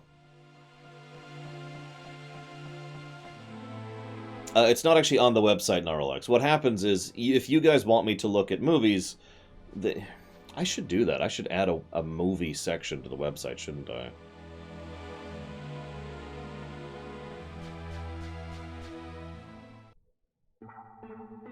That's very true, Dakota. Because right now we don't even have actually a process per se. It's just people have donated money for me to go see certain films. In fact, the only film that people have donated for me to see this entire year is the Sonic film. And this is a year when we have... Let's take a look here. What do we got? Whoops. We've got the Wonder Woman 1984. We've got Free Guy, which is coming out. The Maverick film is coming out. And the Black Widow film. All of that's coming out this year.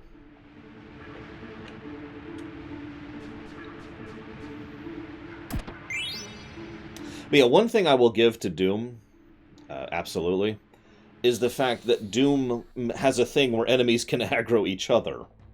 Which, even by modern shooter standards, is still somewhat unusual.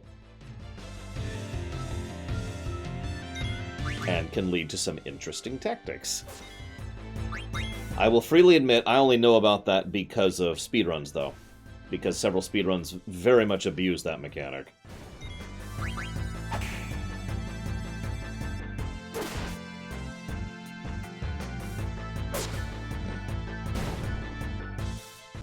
I mean, that's an idea, Malachor, but at that point I just won't see any movies.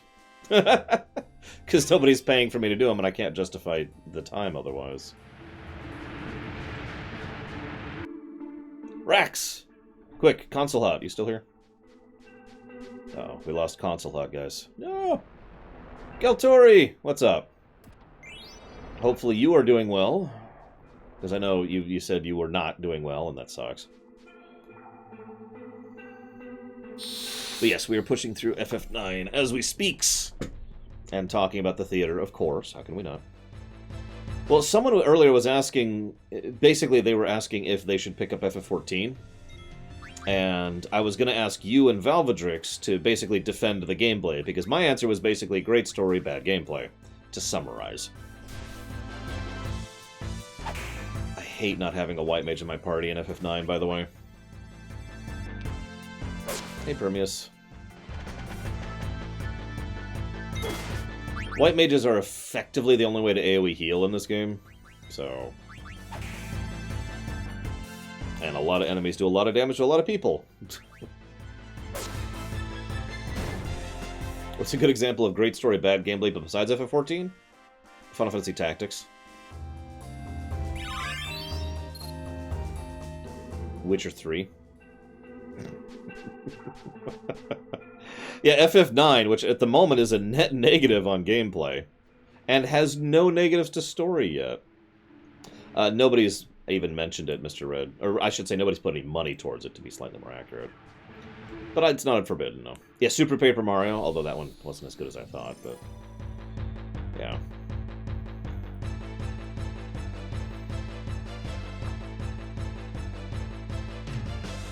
I'm not a big Nolan North fan, personally. I also could never recognize his voice for some reason. Yeah, once we get auto-regen, we'll basically have won the game. I'm not even joking. I might not use it, though, because it slows down the game even more.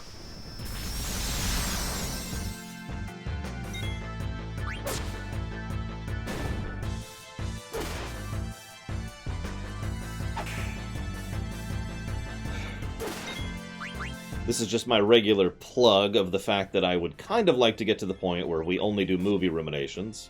Just pointing that out. Like, I don't know if you guys have looked at the schedule, but we are doing more movie ruminations this year than game ruminations, which is the first year that's true. And it's been slowly sliding that way bit by bit every year.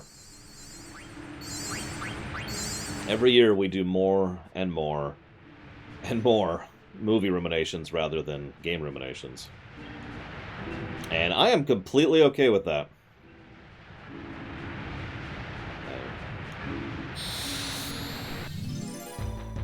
That's surprising, Tesla. I mean, yeah, Shikor, exactly. I've got the streams for games, and streaming just works better for games. Now, I know. Some people don't want me to do that because they don't have time to catch the streams, and I get that. I really do. So, you know. Someone gets to suck on that one. It's either me by doing a game rumination, or you by me doing a game stream.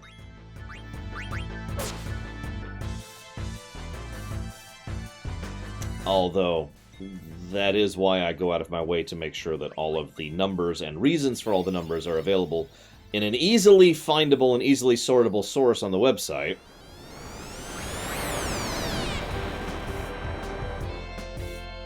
Just pointing that out, too. I know it's not quite the same thing, but... you know.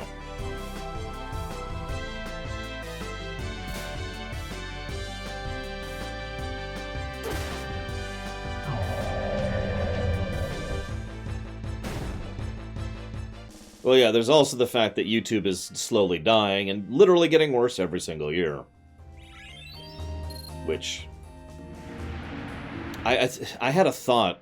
So I was doing some prep work last week for the Enterprise and TOS ruminations.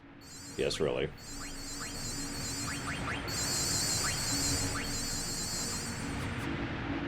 And while I was doing so, it occurred to me in a really slow and horrible way that I may never do the TOS or Enterprise ruminations on YouTube in the current format. Because that's going to be a full year and some months from now. And I have no idea what's going to be happening to YouTube in mid-2021, you know?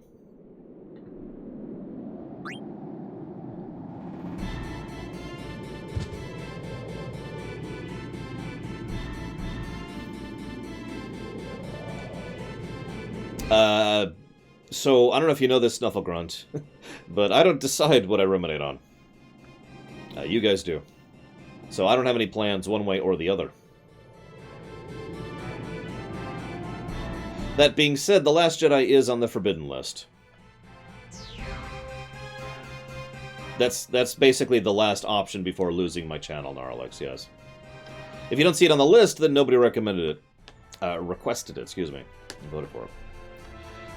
That is the nuclear option, Hariant. If everything else goes wrong, if I finally actually lose my YouTube channel, we're going full MP3, and I'm just going to stream. It doesn't work that way, Snuffleground. And you know that. Yeah, TLJ might someday come off the list, but as recently as last month, we still can't talk about it without people getting Rah! So no, it's still on the forbidden list. I have a little more faith in Twitch surviving. As horrible as that sounds. Twitch is backed by Amazon. And... yeah. Not super worried there. Yeah, no kidding, Rex. All of my videos and streams are saved locally. Yeah, Amazon might sanitize Twitch, but that's not really going to affect me. Not really. Not super worried about it. You know, it's funny you say that, Malachor. I've said before that Disney is a better evil than some of the other evils in the world. You know what I mean? And I obviously, that's a literal statement. I mean, like, company-wise. There are worse companies than Disney. And so Disney taking over is better than it could be. Which is sad. That's still true. Yeah, Disney isn't Nestle. That's a great way to put that.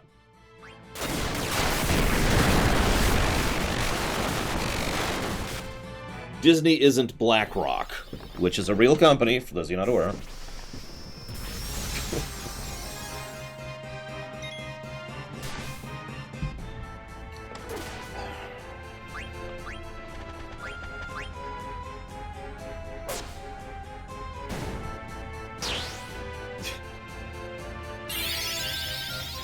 I've thought about doing that, Savicom. The problem is, the only way to do that is to accept doing even more work than I already do.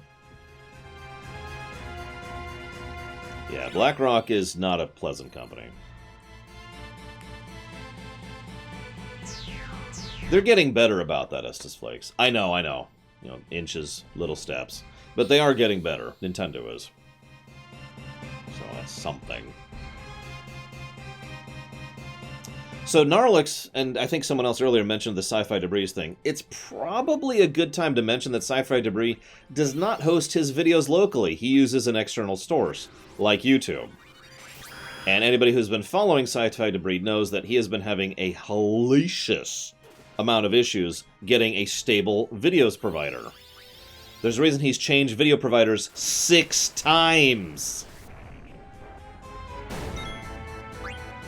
So, yeah, no, unfortunately, I could absolutely do what Sci-Fi Debris does right now, and I already am. If you go to my website, you'll notice that I also have my videos hosted on my site, although I only have the most recent 5, but still.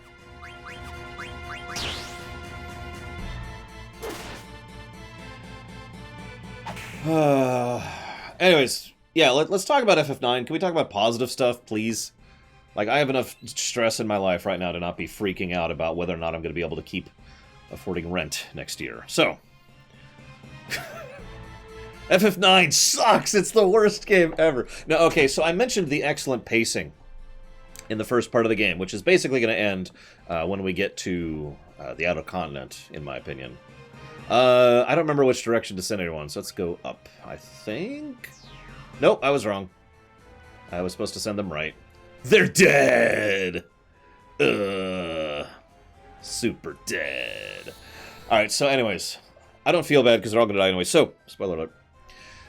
This whole section, reminder, I still need some kills for the theater. This whole section, you know, we had a breather episode, but there was a lot of tension in the air for the whole thing. And we even had a cutaway to Garnet and the others for basically a series of cutscenes showing how things are getting even worse over there. Then we're going to have the section that's coming up. But obviously, this basically leads to a massive moment. Probably one of the more powerful moments of the entire game, really. Immediately after that, we're going to have a bit of a breather again. And then the tension's going to ramp back up again. And then we're going to have another massive moment. It basically does this for the pacing of this section of the game. It's good stuff.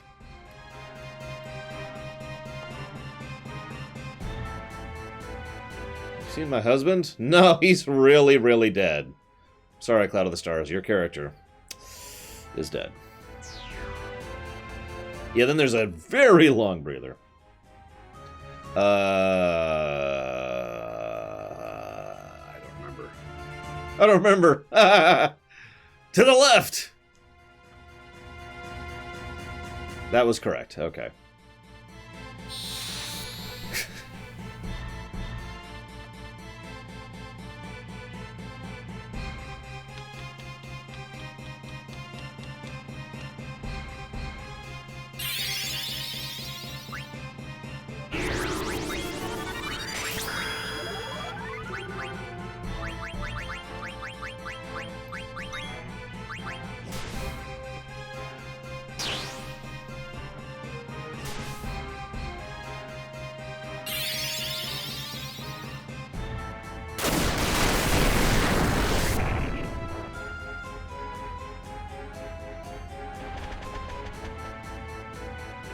What in the hell? I mean, it's only genocide. Have you seen the rack on Beatrix? Holy crap. For real, though. As much as Beatrix might actually eventually be a story positive, I'm pretty sure she will also be a story negative. I haven't decided yet. We'll see. Where are the mages deploying from? The Red Rose. We actually see their deployment method later.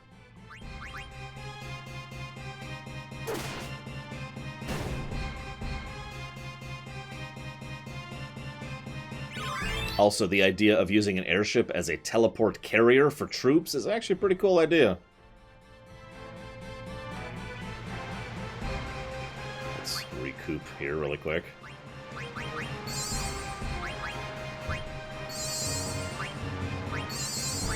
Like I said, Needfist, I'll decide when we get there. It has always bugged me how she just kind of flips face. Bridge to the right, pretty sure. Look, if the Protoss come up with a good idea, I'd rip them off too. Yeah, I'm gonna go ahead and try to kill myself on the Beatrix fight, just to make sure.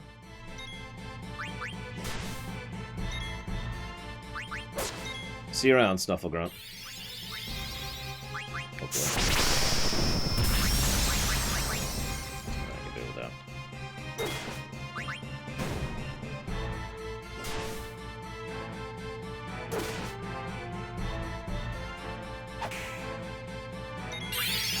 You know one thing that Omatsu is really good at? He doesn't do it all the time, but he does it in several songs.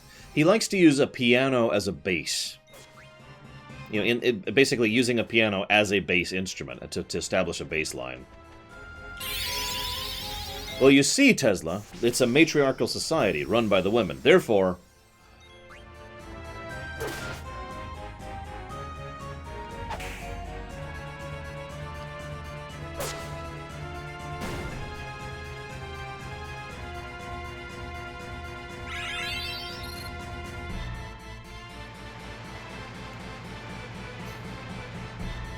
Yeah, they're probably going for the Amazonian look. Doesn't really explain Beatrix.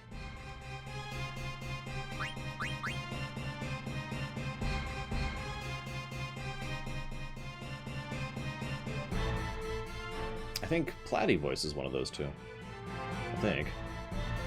Snyder's Hans.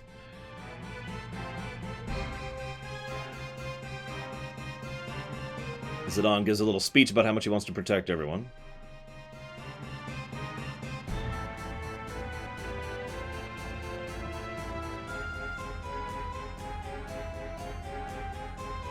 I only lost the 2 people.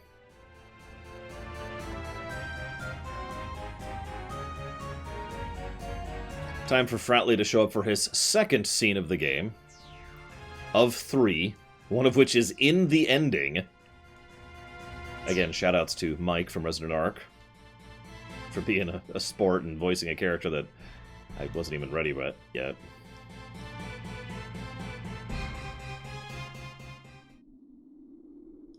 I do like the way he uses his, I guess, halberd? Hey, Marley, what's up? Spear axe? I don't know.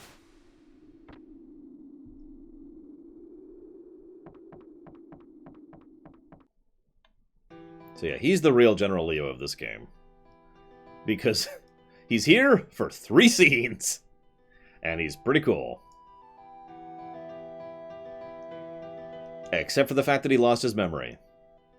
This actually has always kind of irritated me. Again, a Freya developed more thing might have helped to explain why the hell Fratley just has his video game amnesia for some reason. Like, I get the point for Freya's character, because the whole point is that Freya loses everything over the course of the game. Like, that is actually Freya's character arc.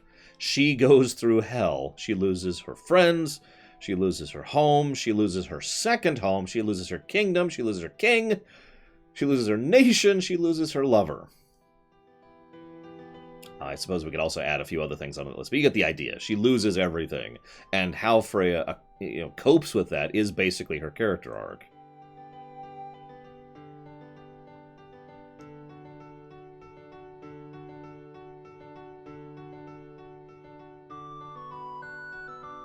Why did you come back? Well, as a matter of fact. Matter of fact, I'll tell you. It's me, Beat Nuki. I mean, Puck. Oh, she does, Estes. That's the problem. I have to decide, so we're going to have to decide at some point, guys, if Freya gets a negative to story.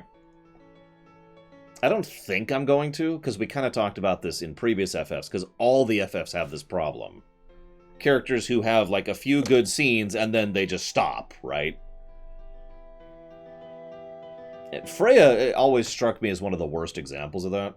Mostly because Freya is the most interesting character to me that they then do that to.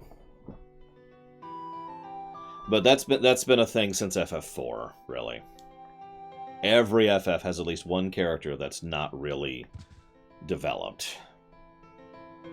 Where they just kind of stop developing them, or they just don't develop them.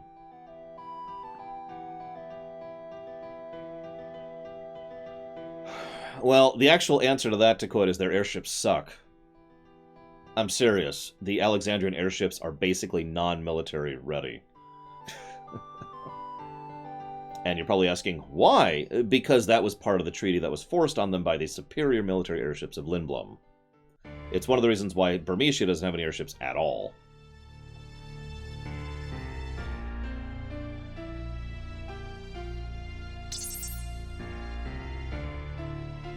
Yeah, sure. Let's see. In FF4, Edge, obviously, doesn't get any real, development. Oh, need to do this one. Actually, that's a good idea, Paid Maniac. That's probably what I'll do. Oh yeah, Beatrix is super evil.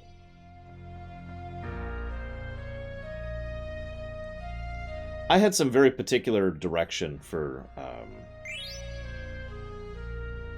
god, I can't remember the woman who plays Beatrix all of a sudden. Because I really wanted to make sure that she didn't come across as stereotypically evil here. Because it's really easy for her to, given the lines. But yeah, in FF6 we have Gao, Mog, Gogo, and Umaro, who all have no real development.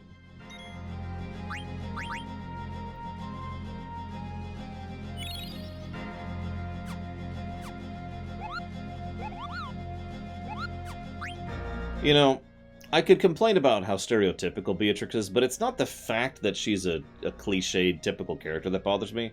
It's the fact that I hate that archetype that bothers me. I'm working for the enemy. I know what I'm doing is wrong, but I will still do it because I am loyal. I hate that archetype. I always have.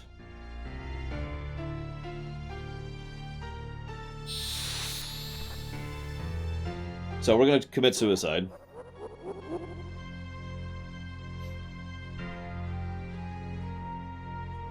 Thank you, Mike. Do you know where you want to put those bits? That bit? Those bits? Whatever.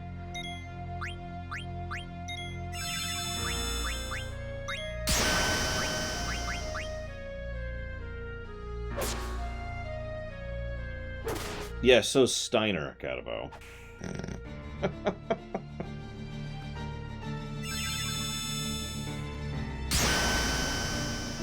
It's all up to me. You got it. Here, I'll just sit here and let her kill me while I write that down.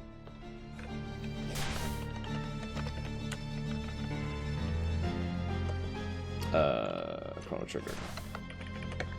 And all of a sudden she's holding back.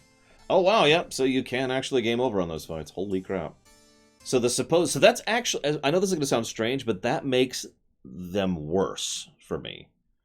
That makes the Kai Leng thing even worse for me.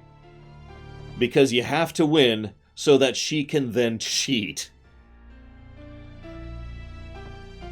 You remember there was a Call of Duty clone, I actually forget which one it is, where there's a sequence where you have to like run up to this area and you're being bombarded as you do so.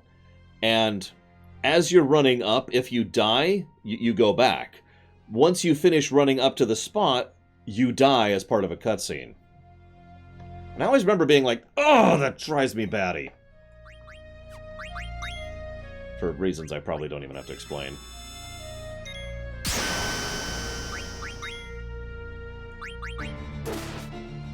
Ah, yeah, Mass Effect 3 did that too.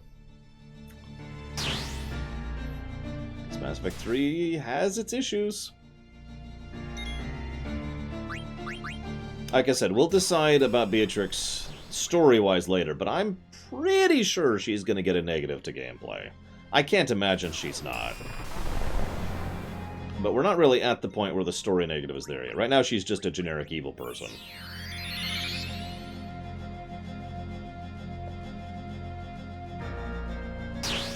No, seriously, Beatrix is basically just a generic evil general at this exact moment in time. Which is funny when you think about it.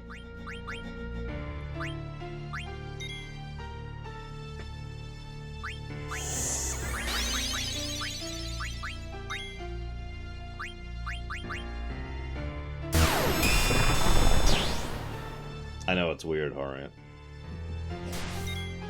I love his dodge animation. To speak positively for a second.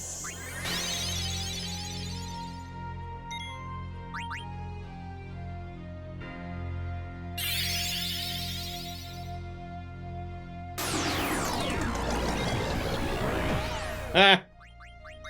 Sorry. I didn't know you could land slow on her. Oh, she didn't like that. I'll show you.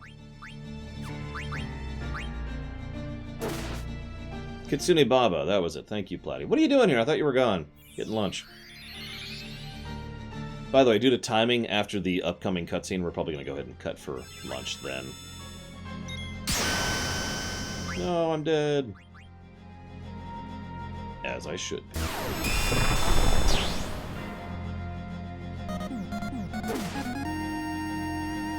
Oh god, it's Mike again. Run!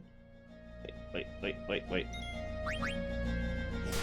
God dang it! I was just about to get her in the air too. Thank you very much, Mike. Again, very much appreciate and obliged as always. And I assume you want to put that towards Chrono Trigger as well? I need to get her up. She's kind of my linchpin here.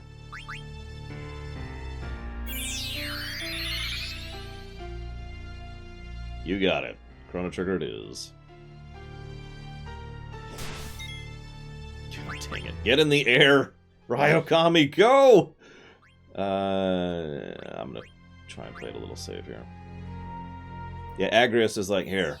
Speaking of characters that stop being characters the moment they join the party, basically everyone in Final Fantasy Tactics. Everyone other than, like, you know, Ramza.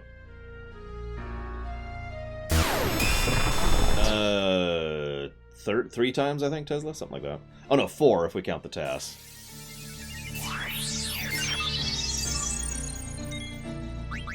Get in the air. Oh, we're done. We're good. We did it. We got to the designated point.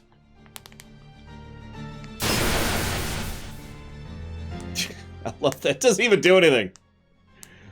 Doesn't do anything.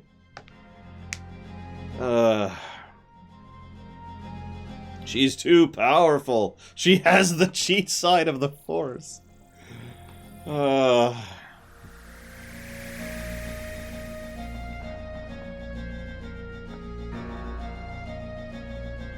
I've had that happen, Jessburster, where the final attack triggers trance, and so she's like, whoosh, and then you have to do the whole trance animation. So, This is not well written, but I can kind of see why they basically wrote themselves into a corner. Because you can be at this point of the game and not have Kuina. He's actually an optional character for this section. So they had to come up with a way for Kuina to not be on the airship, but to still survive. So what they do is, to be perfectly blunt, cheap. Kuina, I remind you, is at the very top of a very tall tree. He is now going to, they are now going to run all the way down the tree and survive this, and then just go back.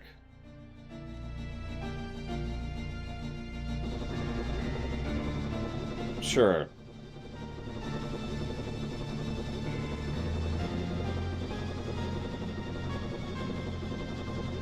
I don't have any jokes for this scene.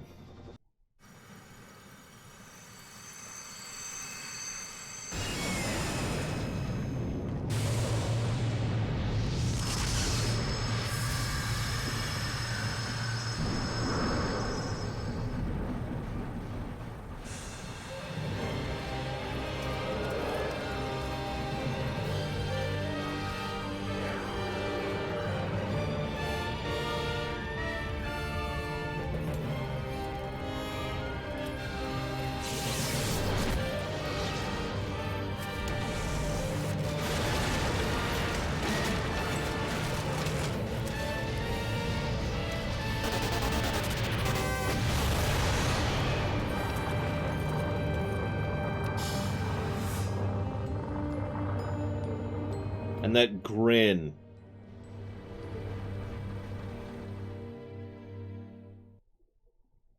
She's so happy about it. Like, oh my god, that was amazing.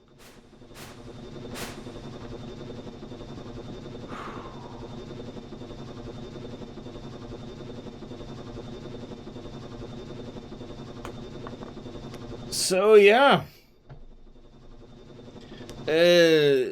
There's nothing that codifies one way or another what Braun is, Valvedrix. I had to decide what she is for the theater, and I have in fact done so, but, you know, in the actual game, they never clarify. Yeah, they're all dead, by the way. Puck survived because he ran away earlier, if you were paying attention. He actually ran away before the battle even began. I decided that what happened was she was under a type of curse, a traditional hex, a rule hex, which basically magnified her pre-existing character traits to the point of distending them, until you got to the point where all she was greed. Just pure, avaristic, monomaniacal. That's what she is. The curse is ended when she dies. So, the only lines that Braun says as herself in the entire game are her final words to Garnet on the Outer Continent.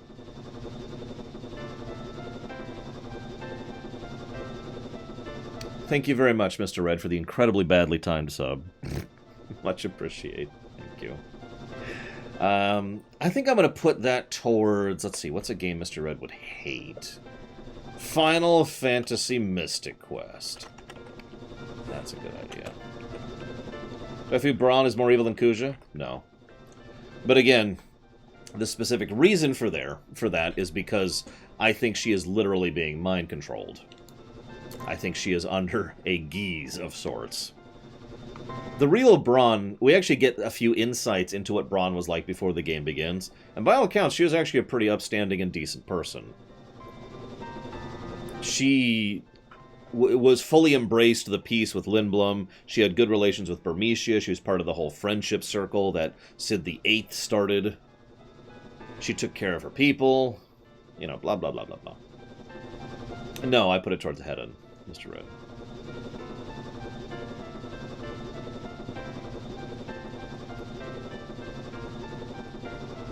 I mean, I can not do that if you want. Like I said, she was part of the circle, Meat Fist.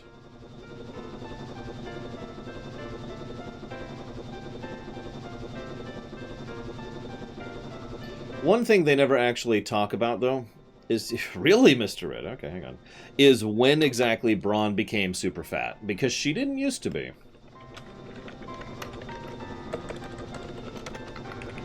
There. So noted, Mr. Red.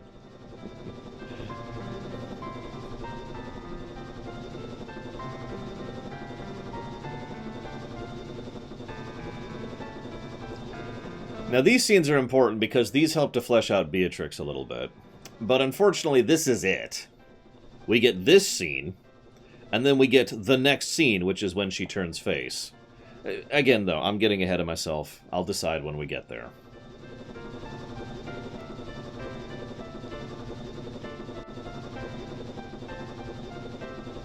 Calm down. Fighting them now would be senseless. The only reason it would be senseless is because Beatrix literally has the cheat button.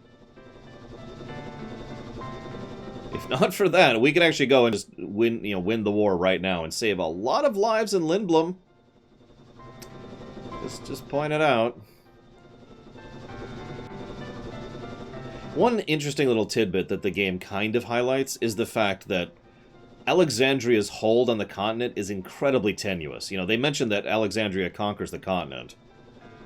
God, I did that on the theater, too.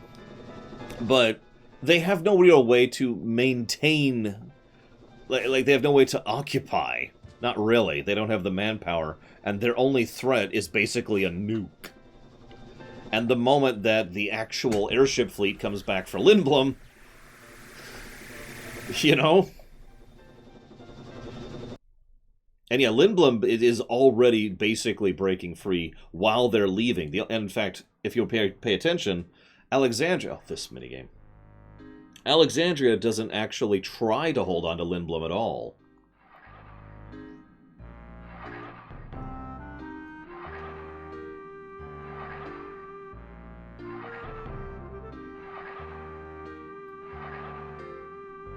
I'm debating, Meatfist.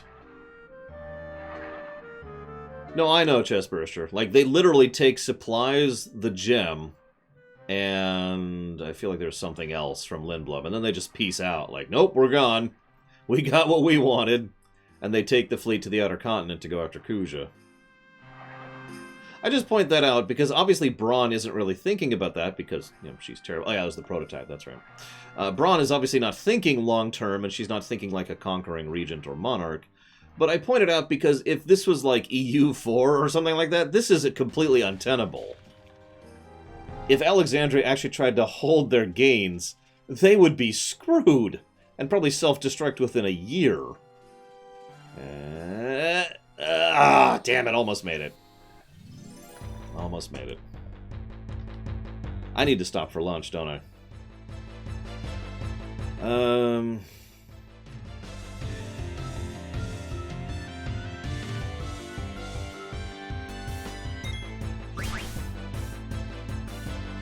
Yeah, we do have a little bit of a Death Star mentality going on here. Burn it to the ground. Well, that sucks. I may be about to die. No, seriously. During the theater, I almost died on this fight, too, because I wasn't ready for it.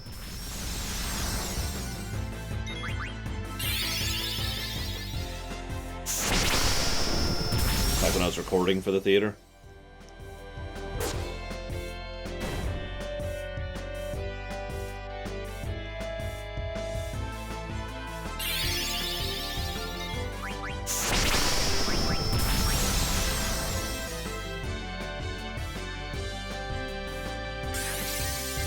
Yeah, I don't remember all the parallels.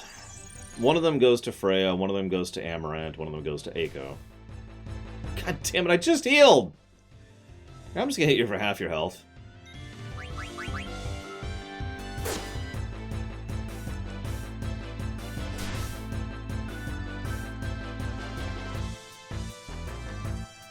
So that would be Cinna to Freya, then.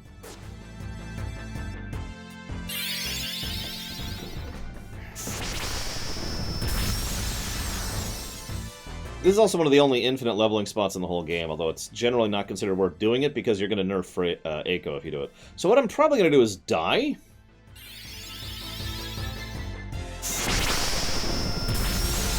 And then I'm going to go have lunch. See you guys in about an hour.